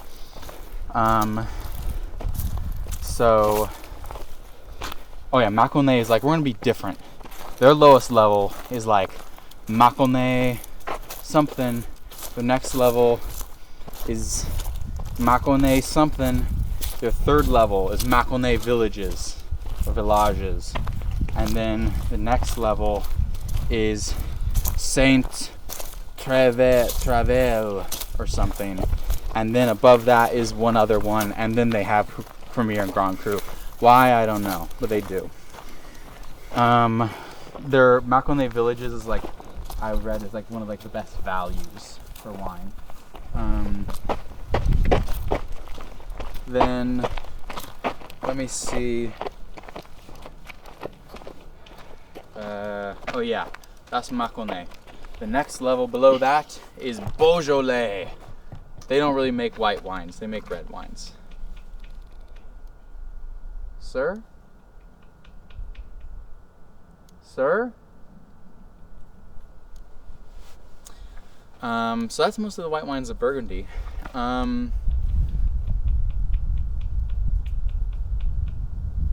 That's all I know about the white wines. There's some other reasons. Another big one in France is Provenance.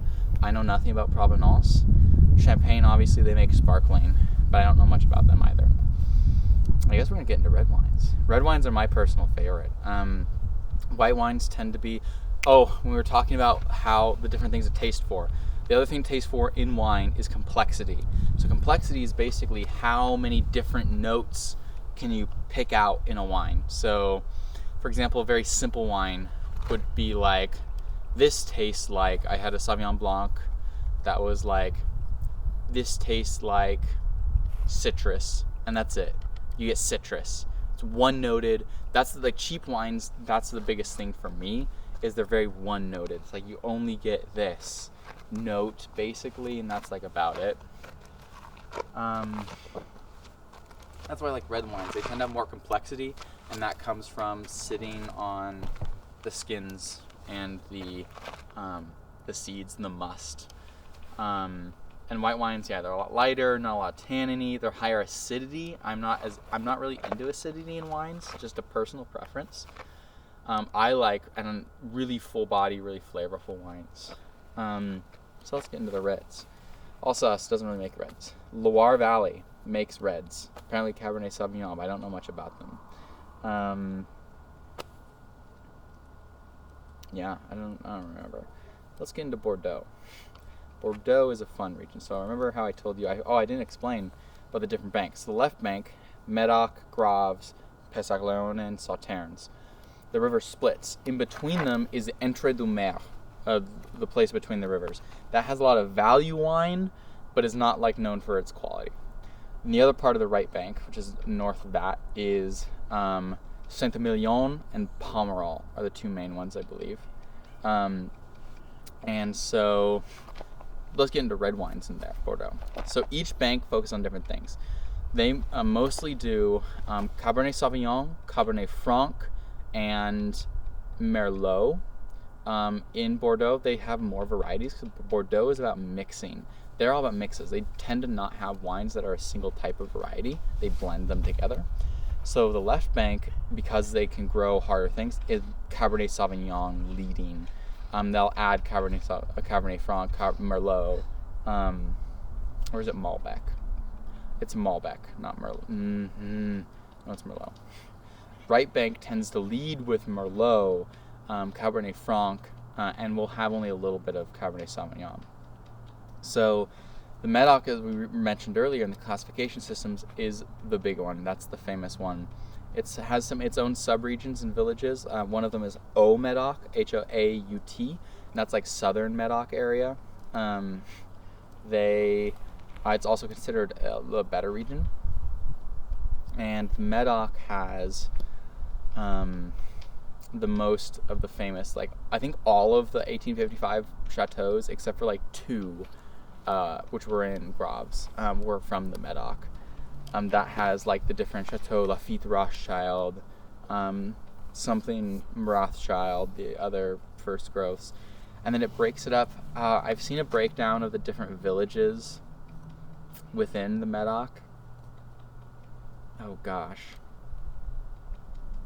I don't remember them. I don't remember the different villages in the Medoc. Some of them specialize in different things. Like one of the villages has like 4 out of the 5 of the first growth, but another one has like most of the second growths. So another has a lot of third growths. So yeah, you can get different values for that. But then you have below that Graves. They're very similar, but they're a little more known for their white wines. Pessac-Léognan has more of their quality reds as well. Don't know as much about them. Sauternes doesn't do red wine. On the right bank, where you have more Merlot focused, which is a little bit less of a full body wine, and that has Saint-Emilion, which I really like. Saint-Emilion, I tried one, had an aged 7-year-old Saint-Emilion regional level. It was very good, very tobacco-y. It was actually had a little more Cabernet Sauvignon than others, but it has a good value wine. Pomerol is also a lot more expensive right bank, and that's because it doesn't make a lot of wine, so it's harder to get, and because the demand is so high, it's more expensive. That's another annoying thing about wine. As it's grown, its demand has grown so much but like they're still making a lot of wine, but in France and like old world especially, they don't make a lot. Like the better wine tends to come from older vines, which tend to have a lower yield and they make less wine, and that also concentrates the flavors more. So it gets really expensive, and so like it can be it's annoying how prohibitively expensive a lot of really good wine is, and like you can get like for example a bottle of Romani Conti, like their basic bottle, like $2,000 a bottle, and they can get like ridiculously expensive for these wines, and it's like, well, it's a rich person's game at that point, which is really annoying, because the demand has gotten so large for these really quality wines. I mean, same thing's happening in like the liquor world, like with whiskeys, but they keep up and they can just produce more because, again, like the wheat that goes into the whiskey doesn't really matter. So you can make so many bottles.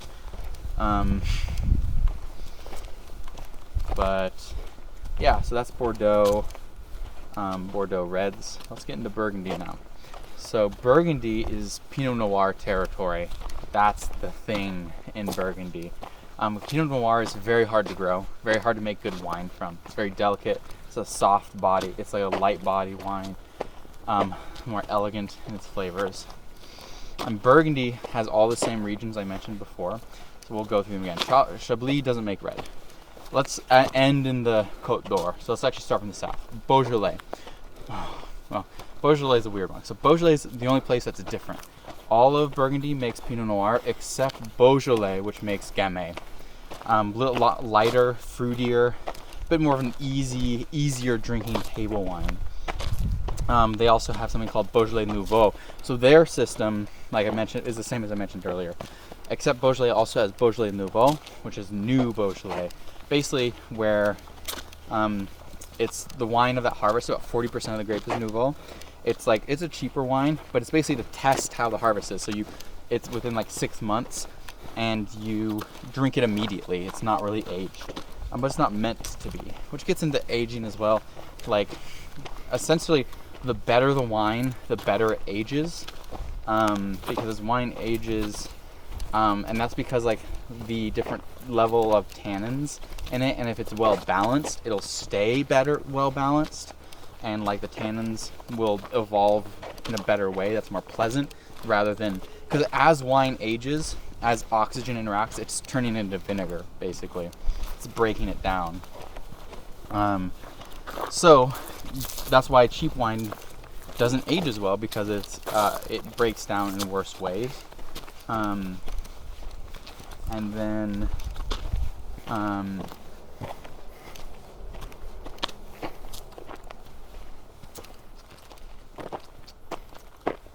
aging. So that's what you do with those sort of wines. White wine doesn't really age much. There's the thing. There are wines that are meant to be aged, and there are wines that are meant to be drunk when you bought them, basically. And so you always have to find, like, when is this wine supposed to be drank? So white wine's doesn't age as long generally. I have a white wine that a Pinot Grigio that I inherited from this lady, and it's from 2003, and it's like, I have no idea how it's going to be because they're not supposed to age that long, especially not Pinot Grigio, really light wine. But anyways, Burgundy wine, you're talking about Beaujolais. Yeah, Beaujolais Nouveau. So it's a test of the harvest. Beaujolais actually makes like 60% of all Burgundy wines. They have huge production, and they tend to be like lower priced options, and it's an easier drinking wine. It's good. I tried one. It was very light and fruity, high acidity, which was less to my taste. But it was good. I'd have this nice table wine paired with dried fig very well. And we had some salmon with it. But we did that on top of a mountain, actually, after climbing said mountain. Like rock climbing. That's what I'm talking about specifically. Okay, north of that is Mâconnais. Don't know much about it. Mâconnais doesn't make as much red wine. I don't remember. Côte Chalonnais, still great. You can find better deals from Côte Chalonnais. The villages to look out for are Mercury, Givry, and Rouly. Good value Pinot Noir. Guess we're getting into it. Côte d'Or. Côte d'Or is the big one. Has most of the Grand Crus. And so that's split into Côte de Beaune in the south and Côte de Nuit in the north. Côte de Nuit there's about 36 Grand Cru vineyards, and Côte de Beaune has about 10 of them. Nuit has the rest. Côte de Beaune, some of the villages in Côte de Beaune The only one I remember in Côte de Beaune is the village of Beaune. Côte de Nuit, the villages that they have, is the one thing that their villages do as well, is they will append the name of their, their well-known vineyard to the name. I guess as a clout thing, basically. So, for example, you'd have Musigny Romani, and that's the village that has Romani Conti. Romani Conti is one of the most expensive wine makers and most expensive wines in the world, and that's a Grand Cru. Then you have Vosne Musigny that has Musigny as the vineyard in it, and let's see, yeah, they make Pinot Noirs.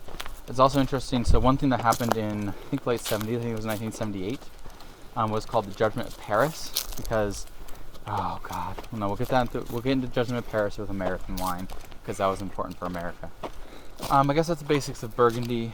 Let's get into the Rhone Valley. Rhone Valley is cool. So south of Burgundy, the Rhone River actually cuts through all of France and into Germany, but the south where it leads into the Mediterranean Sea is the Rhone Valley.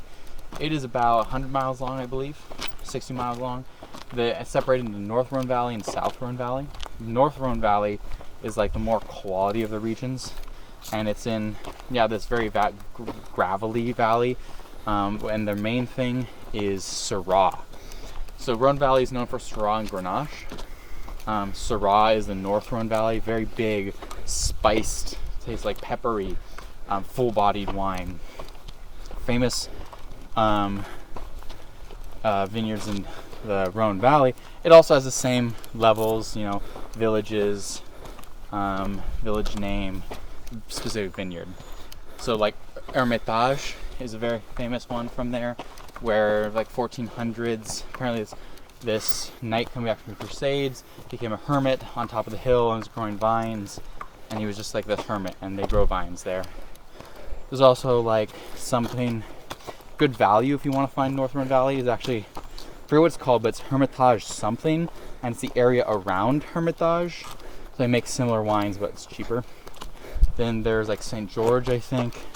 There's a bunch of villages that you can learn by their names. Then the other one is Côte Rôtie. Côte Rôtie is one of the big names in Hermitage as well.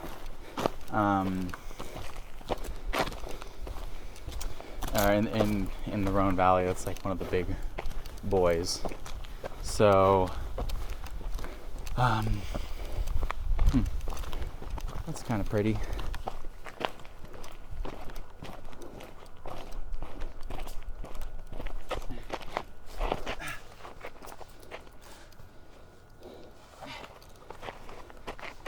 Let's see.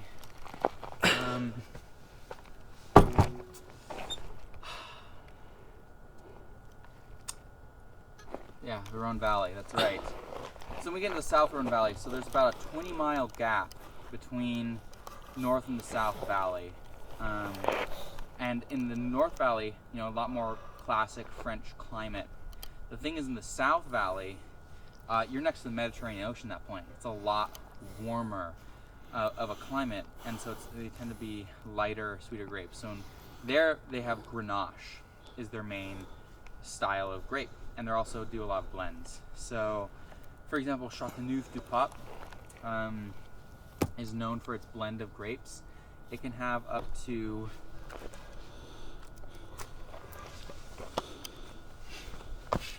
13 different varieties of grapes, and it's lesser known. Lesser quality wines, the fewer the blend, usually the better it's considered. The main ones in that are Grenache, Syrah, Cabernet Franc, and Mourvedre, but there's a bunch of others. Châteauneuf-du-Pape is kind of fun because it means the castle of the Pope, because in I think 1488 the first French Pope was elected, and they built a big castle for him there, and it's still there, and it's his castle. They have nice wines. I tried 2 of them, nice and light fruity wines, not too acidic, not too tanniny, light to medium body, nice fruity kind of cherry raspberry flavor. They age well too. And then you also have I don't remember the other reds. I know Chateauneuf du Pape is a white wine as well, and then I think it's called Côte Gimli or Côte Gilly also is a white wine there, but I don't really know. They're not very known for their white wines. And that's the Rhone Valley. There are other regions, of course, but those are some of the main regions. Okay, long section. So let's get into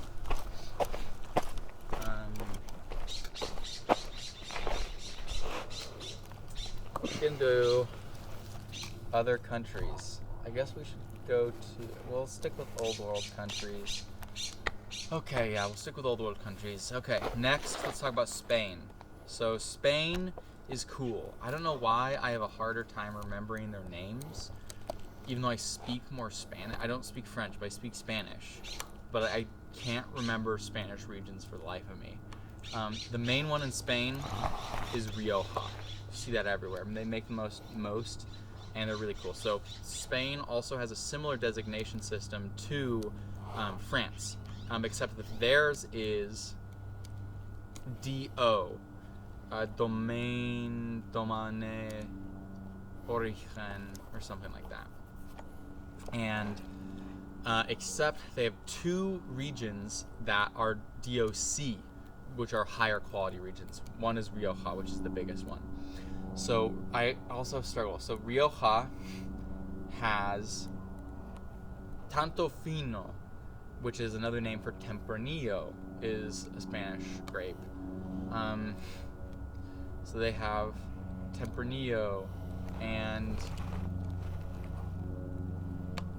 oh my god, I can't remember the other varieties. Nor much about Rioja.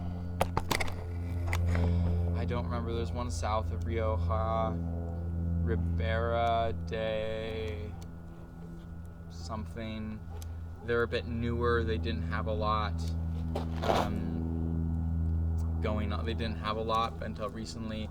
They had a big replanting where a lot, like 80% of their vines are from 10 years, from 2010, so like 20 years ago now. They're a bit newer, but they're good. The other DOC in Spain is Priorat. No, Priorat is not. Priorat's Cava. It is Priorat, or is it Paneninde or something? I'll just say it's Priorat right now. Priorat is near the Mediterranean on the west coast. They also make Tempranillo, but I forget their other varieties. They are good. There's a smaller one below it, and they're also, so Spain is also known for its cava. I believe this thing is from Peneninde or something. Cava is the French champagne, basically, so it's their version of sparkling.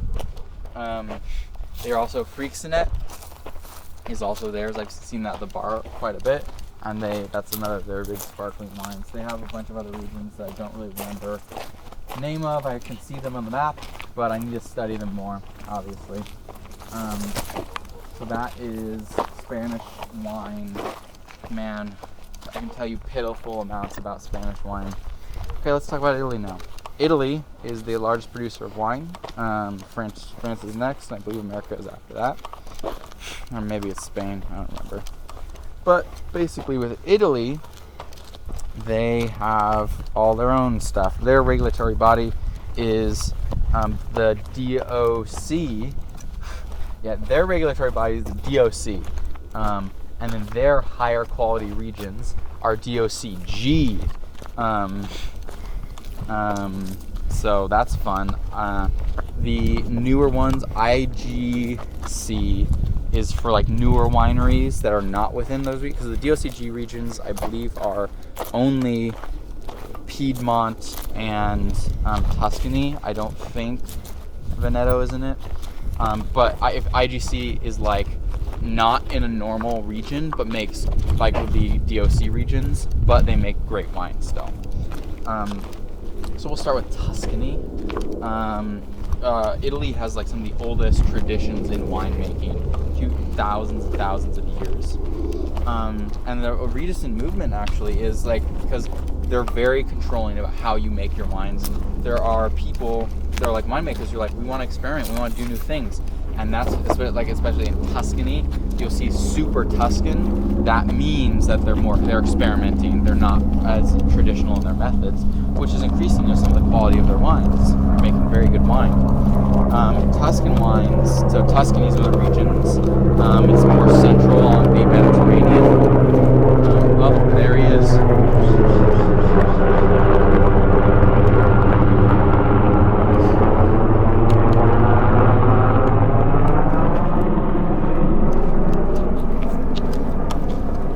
Tuscany, one of their main grapes is the Sangiovese. And so they have Sangiovese.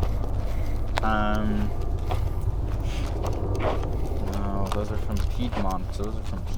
It's Nebbiolo. Sangiovese, Nebbiolo, and Decoleta, Barbera, but Barbera is north. But Tuscany makes Chianti. You know, that classic movie. That's Chianti. Chianti is a region. It's a specific, like a region / village. They have 3 different levels. Chianti is their wine. It tries to be mostly 100% Sangiovese. It doesn't have to be, but like the higher quality ones try and be that. Chianti Classico is from the historic district, and it's like higher quality, and it's made with the classic, more traditional style. Chianti Classico Reserva is like the reserve, and that's the highest quality that you can get of the Chianti Classico. I forgot. In Spain, the other one is Garnacha. Garnacha is the other thing. So it's Tempranillo and Garnacha. Garnacha is the Spanish name for Grenache. I think Grenache is actually, I don't know if I think it's a Spanish. Garnacha is the origin of it, and it was brought to France. But I do remember, that's right. Rioja also had big Bordeaux influences because a lot of the winemakers a while ago went to Bordeaux to study when it was the dictator. That's right. When Spanish became a dictatorship, they all left to Bordeaux and studied wine there. And then they came back because Rioja is very similar and temperate to Bordeaux. And they came back in 1986, I believe, is when they started to revitalize. They brought all their stuff with them. So it's relatively new in Spain, their stuff, even though there's old histories to it. Then there is, back to Italy. So that's Tuscany, they have Chianti, and then they have Brunello di Montagne, I believe, which is their other like big style that seems very good. And then let's go on to Piedmont. Piedmont's the other DOCG region in Italy. They are known for Barolo and Barbaresco. So like the 3 sort of quality levels you have there is you start with a Decoleta or Barbera. So the grapes that they have are Barbera, Sangiovese, and Nebbiolo. So Barbera is like their low level, like the commoner wine basically there. Same thing, Dolcetta is the, I don't think I'm pronouncing that right. Dolcetta is,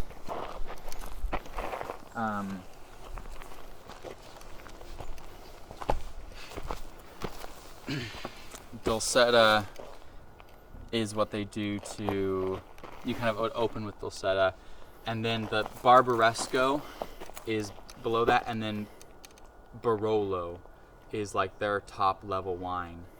What's neat about there is, so the DOCG also, they all not only they control aging requirements. So Barbaresco has to be aged a minimum of 2 years, at least one in oak. Barolo is 3 years, at least one in oak. So they have aging. Same Spain. That's right. Rioja has Siranza is their lowest level. Reserva and Gran Reserva are their like the 3 quality levels basically, and those will have aging requirements, unlike France. So Italian wines have these aging requirements to be considered like a Barolo, and those are Nebbiolo grape. They're very full-bodied, very flavorful. I really want to try one. It can be very expensive. because they're top quality wines. Those are like what I read. They're actually so flavorful that they can actually overpower food. So like if you have like even like red meat, it can overpower it. That's how strong these wines are. So they recommend like wild boar, roast beef with them. So very food pairing is food pairing. That's a whole big thing. White wines, you generally want lighter flavored things like fish, seafood, especially French white wines, because it's usually you pair the wine with a regional food. Red wines you'll pair more with meat, like red meat. White wines, stronger white wines, you can do stuff like white meat chicken and stuff like that. That's Piedmont, and then that's like at the very north, and then to the west of that is Veneto. Veneto is not as quality. It's one of their bigger regions, but it's considered more of an easier drinking wine. Amarone is one of those. I think it's a bit of a sweeter wine. I believe they also use noble rot like in Sauternes, but I don't remember as much about them. A lot of Italian grapes and varieties and stuff, they're hard for me because I'm like, they have a lot of like crazy names. But one thing is Pinot Gris. So you can see on different bottles Pinot Gris and Pinot Grigio. Pinot Grigio is the Italian version, like spelling, and Pinot Gris is the French spelling. I believe it's an Italian variety that France stole, basically. And yeah, that there are a bunch of other regions, but I don't remember much else. But yeah, that's Italian wine. Also good, cool wines, aren't they all? Okay, that's the old world knowledge. Oh god, okay. So Germany has a big wine thing. Gewürztraminer is big there. Riesling. I don't know much about German wines. Switzerland has a lot of wine stuff going on. I don't know much about it. Australia has big wine stuff going on. I know that they call Syrah Shiraz, Shiraz, for some reason. They have wine stuff going on. Don't know much about it. Finally gonna get into American wine. American wine is a nightmare. Oh god, the thing with America, I mean it's like that with everything, is man, they just want to do everything, don't they? So American wine is hard because there's not a lot. So yeah, American wine. Because the thing about, you can't tell a single thing about American wine. There are controlled districts. There are appellations. They're called AOCs, I believe, in America, that control different regions. However, they don't really mean much. Like, because every region does everything, and like for example here in the, for example, Two Hawks Winery, they make like 11 different varieties. They grow 11 different varieties of wine, and they're a small producer. So I guess anyway, let's get some history of it. So the history of American, I guess, alcohol in general is we had a big thing. You know, we're big into rum and whiskey. I mean, after we had the whiskey rebellion, because they didn't want people didn't want the new American government to tax their whiskey. So we had big into that. But wine, we always had wine in America. Like we had those grapes, the native varieties too. People tried to make wine out of them, wasn't very successful. But the thing is that the wine industry was never particularly large or quality focused. So we had a relatively good region. So before World War II, or before Prohibition, we had a pretty good section of wine. And then Prohibition happened. We had about 1,200 wineries, I believe, beforehand. Prohibition destroyed everything. Because, I mean, obviously you can't make... I mean, this happened for every sector of alcohol distillation. You can't make any of it. So wineries would hit, like, they closed down to, like, barely anything. And the only way they had is there's, like, legal loopholes. The main one was, like, you could make wine for sacrament. A lot of them, honestly, just switched to grape juice. But you make sacramental wine, so like Christian Brothers survived through this. Don't remember the other ones that survived. But after Prohibition ended, wine was trying to get back on its feet. and it wasn't very good. It wasn't very quality focused until Robert Mondavi came on the scene. Robert Mondavi was basically like, I'm gonna buy a winery. I want to make wine that can compete with France. And he creates, forget what his vineyard was called, but he creates this vineyard from Robert Mondavi, and he like started this whole thing of quality wine in California, in the Napa Valley. A lot.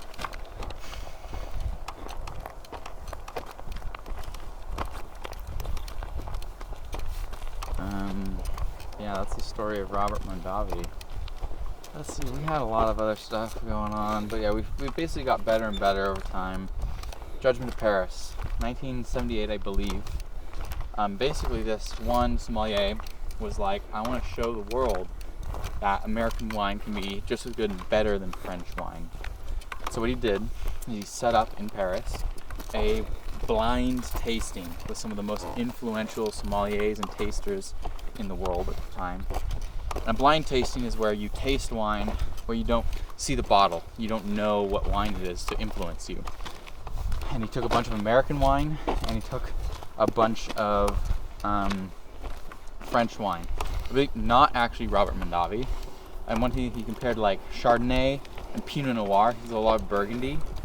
And it was a massive shakeup because in the blind tasting, American wine won. I believe won Pinot Noir and Chardonnay, and it won like one other one of them, and it blew everyone away. It's like, whoa, Americans can make great wine now. Stag's Leap is one of them. I believe Stag's Leap won, I think it was Chardonnay, which is kind of cool. You can still buy them.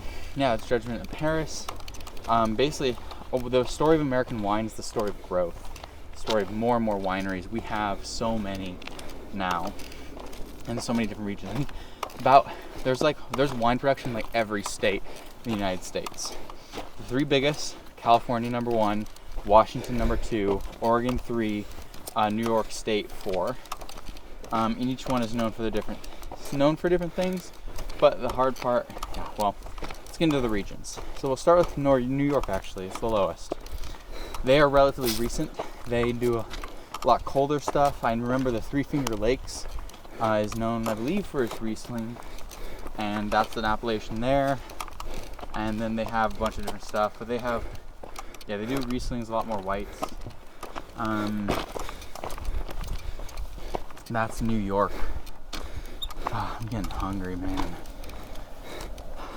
They make wine. Oregon is where I'm from. They have some fun ones. So Rogue Valley is one of the appellations in Oregon, where I'm from as well. And there's the Willamette Valley, the Umpqua Valley. The Columbia Valley is mostly in Washington, but spills over into Oregon. There's one by Snake River, which is the east border of Oregon. That has something that bleeds over into Idaho. And Oregon, well, they just make about everything. I can't tell you enough about each of the individual regions. But the hard part is that, the thing with like French wine has a ranking system. They all have ranking systems. Like the more specific the place, the better it is. The United States doesn't. So the only way you can tell whether a quality of a wine is basically if you know them. If you know the vineyard, which is, California has like 2,200 wineries, and it's like, you can't know all of that. So, and you can't even tell by price necessarily, because a lot of like new wineries have higher prices because they don't have the methods down. Like older wineries can have, for the same quality level, lower prices because they can make bigger, they can make easier and faster.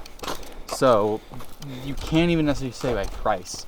You literally just have to know, is this winery good? Is this winery Zinfandel good? And everything is very focused on the variety, which a lot of places are. But there is some experimental blending. For example, Claret is a popular one. That's just a Bordeaux style blend. But yeah, so you can't tell. Like Roxanne Winery here. Do they make great stuff? I don't know. They have relatively cheap stuff. You just have to know Roxanne Winery, Quaddy, Two Hawks, Pebblestone, any of these wineries around here, which there are a lot in the Rogue Valley. It's like which one's better than the others?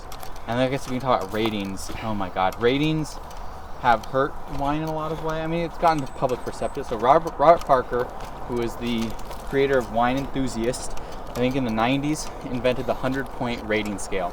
Also stupid because the bottom of the scale is like 60. like 60 is like a terrible wine. So why is it 100 points? 70 is like an average decent wine. 80 is a really good wine. 90 is an exceptional wine, basically. And so a lot of stuff has come about ratings, but big thing with wine enthusiasts like this, or like these wine writers, is a lot of it's just their opinion. And like there is something that you can tell with different wines, but a lot of wine, there's a pompousness in their opinions. Like the opinion is fact, and ways you describe wine. Like there's this lady who wrote a book called like The Taste of Wine or something, who encouraged like the use of like relatively meaningless and kind of pompous phraseology, like, oh, the presumption, you taste the presumption of this wine, but it's I'm not even vigor, because wine can have like a vigor, but like but I respect, you can have to come to respect its trine, or like it's I can't even remember, but it's like a lot of like meaningless words basically that sound fancy against the wine but don't really describe it. Like if you're like, this tastes like green bell pepper, it's not exact, but like, okay, that's pyrazines in this, that's a flavor that you can like. Hold on, there's something in the lens. There's a bug. It's off now. How can you say like some of these things about wine? So there's a lot of pompousness in wine, a lot of arrogance in wine.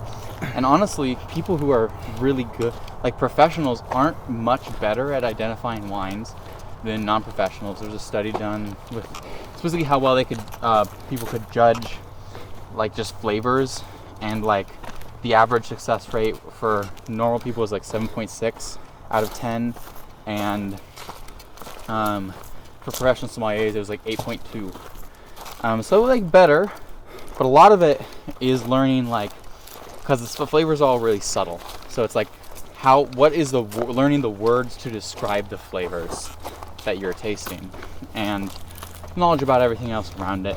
But like I want to experiment with more blind tasting to see if how much difference I can tell. But there is something to it. Like people can taste a wine and tell you, this is this wine from this region, from this vineyard in this year, based on the characteristics of the wine, because you're going through a memory bank of everything you've tasted around it. So there is some potential in this, but I also think it's kind of cool. It's all flavor focused. But you can't tell with American wine. You just have to know, which is annoying because it's like I don't know how to judge, like find the good wines other than just trying them. There's a lot of cheap wine out there too, and actually the cheap wine nowadays is really good compared to a lot of like older terrible wine. And that's because a lot of cheap wine is just industrialized. So like 2 Buck Chuck, famous $2 wine, now it's like $3 at Trader Joe's. I forget its name, but I believe the company behind it, it's Charles Shaw. Charles Shaw is 2 Buck Chuck. That's why it's, yeah. But the company behind it, I think it's called like Dark Horse Wine or something. And so San Juan, I guess, is coming into regions in California. The San Joaquin Valley is one of the biggest ones physically, but it's not very good for grape growing, but it's cheap. So they'll buy a bunch of land. So they have giant vineyards, and it's all industrialized. So machines pick it, crush it, ferment it in massive scale. One of the things that this can do is there's more mog or material of grape in the thing, which gives less good tastes. And then there is more industrializedness to it. So this tends to lead to, it's very consistent, but the thing with that is also that they tend to have more one-note flavors. So they tend to be a lot more one-note, less complex. And that's like the big thing. Like they still usually taste really good, and a lot of people can't really tell. And for cheap table wines, they're not bad. And a lot of people don't notice. Like I was talking earlier about like vodka. Like a lot of people don't really notice. At least especially in the United States, and they don't care. I care. I like it. I like complexity. I like the taste. I like focusing on flavors because I think it's fun. It makes me appreciate them more, like in the moment. It's interesting. Italy's a little bit different. Italy, wine is like salt and pepper. You never eat it without food, and wine is like on every table. So they have a lot of cheap table wine that you just have. Like everyone has the wine there. They just have it different. And that's different cultural traditions. But then the other famous ones in California, Napa Valley is the big one. A lot of very, very famous wineries in Napa Valley. But again, if somebody says Napa Valley, you can't be like, I can guess the quality of this, or even the type of wine that they get. They specialize in certain wines. Like I think they're known for their Pinot Noir. But you can grow anything. Like they grow everything. So they have like probably like 25 minimum different varieties of wine. Vastly different quality and you can't tell any of that. But they have, I think, Pinot Noir, Chardonnay probably. I don't really remember. I don't know as much about these regions. Carreros is another one. Different ones along the coast. Santa Barbara is big. I think they have Sauvignon Blanc. And then, Washington. Washington's the second largest producer. Columbia Valley is one. A lot of them is in Washington. There is the Sierras. And there's really only one region that's around Seattle, but it's not great growing region there. But the whole of the eastern part of the state, past the Sierras, is very good. It gets some of the coolness of the ocean, the warmness from the east. And they have a lot of growing regions there, such as I think Something Horse, Columbia Valley, and they make a lot of very famous, very good wines there too. I can't tell you very much about it either. Chilean wine, like South American wine, is growing in prominence. I think they're very good. They tend to be high in pyrazines. I can't tell you much about them other than they're getting more popular. And they're good.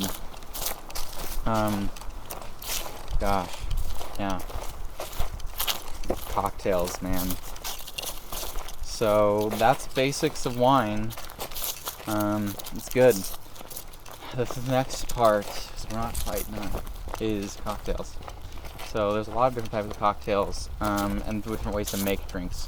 One basic definition of cocktail I like is basically the mixing of, any two liquids together, basically. But you could bring it down to mixing any kind of alcoholic liquid beverage with something else. So you can do very simple stuff. There's tons of different types. You can use any of the basic liquors. The most basic one you'll see commonly is just basic mixer, rum and coke, vodka, soda, Jack and Coke I see a lot, which is Jack Daniel's whiskey. Tennessee whiskey's not. Tennessee whiskey's specific to Tennessee. I don't remember the differences in style, but basically only Jack Daniel's makes it. But the cocktail making, bartending, half of bartending is really, and the hardest part is the personal interaction. How do you talk with people? How do you look for signs of visible intoxication? Here in Oregon, that's what we look for, to see if someone is intoxicated. Because if they are visibly intoxicated, you're not allowed to serve them more alcohol, and you're actually liable. So if someone is visibly intoxicated and you kind of know that, you serve them more drinks and they go out and they hit someone with the car, you can be held legally responsible for that as a bartender. So it's just scary. But you have to make a good faith effort to take a drink away from it if you see that they're visibly intoxicated, and that is either putting your hand on the drink and asking for it,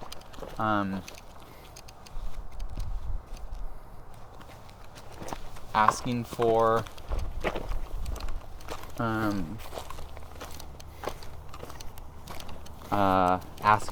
to take the drink, or asking to take the drink. Is something that you have to do, and it's a hard part to do as a bartender.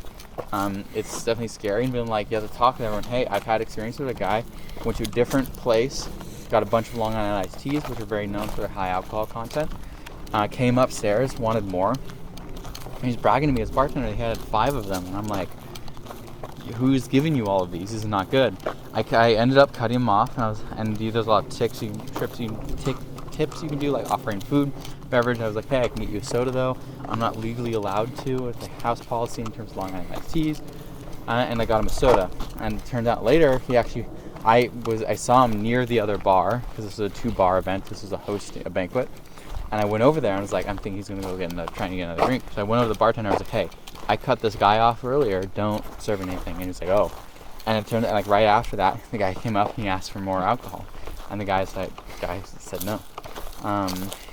So that is something you have to be very aware of. Because the mixing drinks part's not hard. Memorizing formulas is hard because, there's just a lot of them. There's so many out there. But it's difficult to it's got to work with people.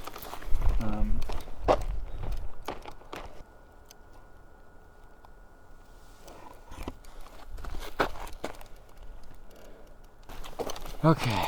A lot of. Are you okay? Yeah. A lot of tips of the trade.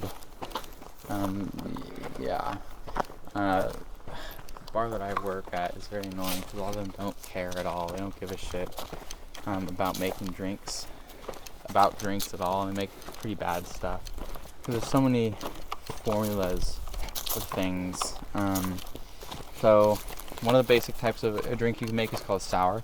So what popular is the whiskey sour. That's a shot or 1 drink of a base liquor is 1.5 ounces, and you have equal parts some side of sweetener syrup. So it's 3/4 ounce simple syrup, and then 3/4 ounce of a citrus, such as a lime juice. Whiskey sour, pretty basic. A daisy is a variation of sour where you add either grenadine or orange liqueur. So, for example, a margarita is just a tequila daisy. So it's all of those things, and you add triple sec or Cointreau or just some kind of orange liqueur.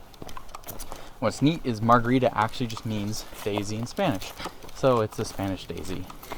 Highball is a type of drink with base spirit. So a whiskey highball is whiskey and then club soda. I think it's like 3 ounces club soda. I believe you add a little bit of simple syrup to that as well. Bucks, I don't remember, that's the type of drink. A mule is pretty simple, based on the Moscow Mule. The Moscow Mule actually came about in the early 50s, late 40s, when the creator of the Cock and Bull pub created a new brand of ginger beer called Cock and Bull, which is very popular today. And the distributor for Smirnoff is like, "Hey, we want to make more money and sell more of these." So they created a drink to sell Smirnoff and Cock and Bull, and that's the Moscow Mule, which has cultural relevance because it is traditionally served in a copper mug with a kicking mule, and it's vodka, Russia's base spirit, like famous spirit. So the Russian vodka is called Zubrovka, I believe. It's more flavorful. That's the mule, relatively simple. Toddy, hot toddy is a hot drink that has, I believe it's like tea and lemon and whiskey. Let's see, let's start with bartending. I guess you can start with ice too, clear ice. So the different things with ice is, clear ice is better to use because it's denser ice. So if it has a bunch of air bubbles in it,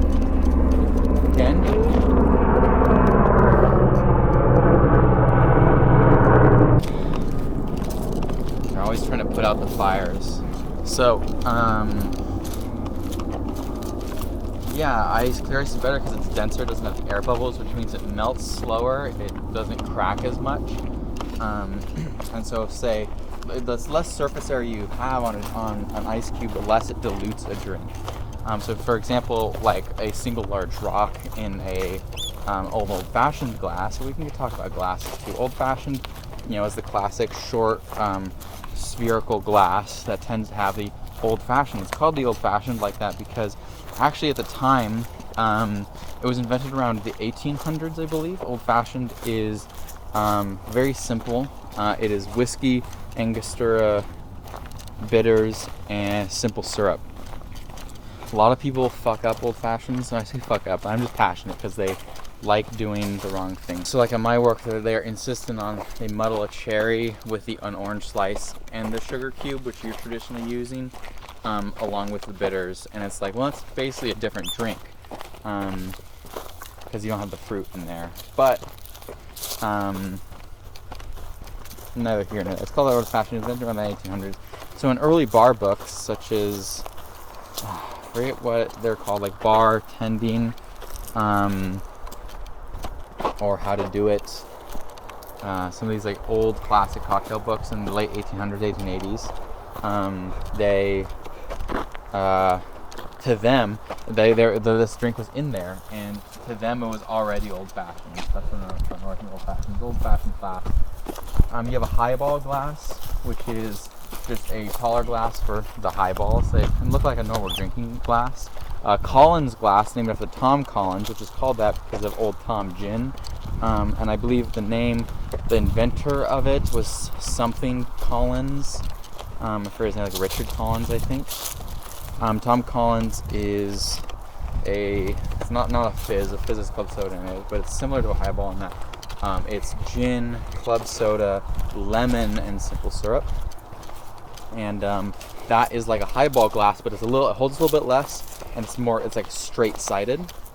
A tall glass, like highball glasses, you can use a tall, like a pint, 16 ounce, like a normal, like a beer glass.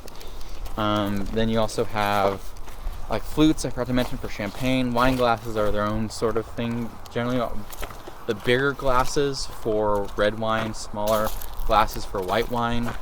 I'm not sure why about that, but wine glasses are designed to do several things. One, the stem keeps it from you heating it up with your fingers, because the temperature is important. White wines you generally want to serve lower, like I think like 53 to 59 degrees for whites. Reds are a little bit higher, but you want to be around 63 degrees, maybe a little bit higher than that. So there's an optimal temperature. Also for storing, you want low humidity, relatively low temperature. Low temperatures reduce the rate of oxidation. But the glasses are designed to do that. And then also when you swirl them, it's aerating them. But what you do is they capture the volatile molecules. So once the alcohol starts evaporating in the air, it'll carry volatile molecules with it, and that'll collect in the head of the glass. So when you put your nose in and smell it, you get the stronger scent. So it's supposed to concentrate that. Same idea as a brandy snifter, which looks like a really fat wine glass and it's very short, and that's for brandy. And so you can smell it, you can appreciate the aromas of the drink as well. A bunch of different types of wine glasses. Champagnes and flutes, because it's better for the bubbles specifically.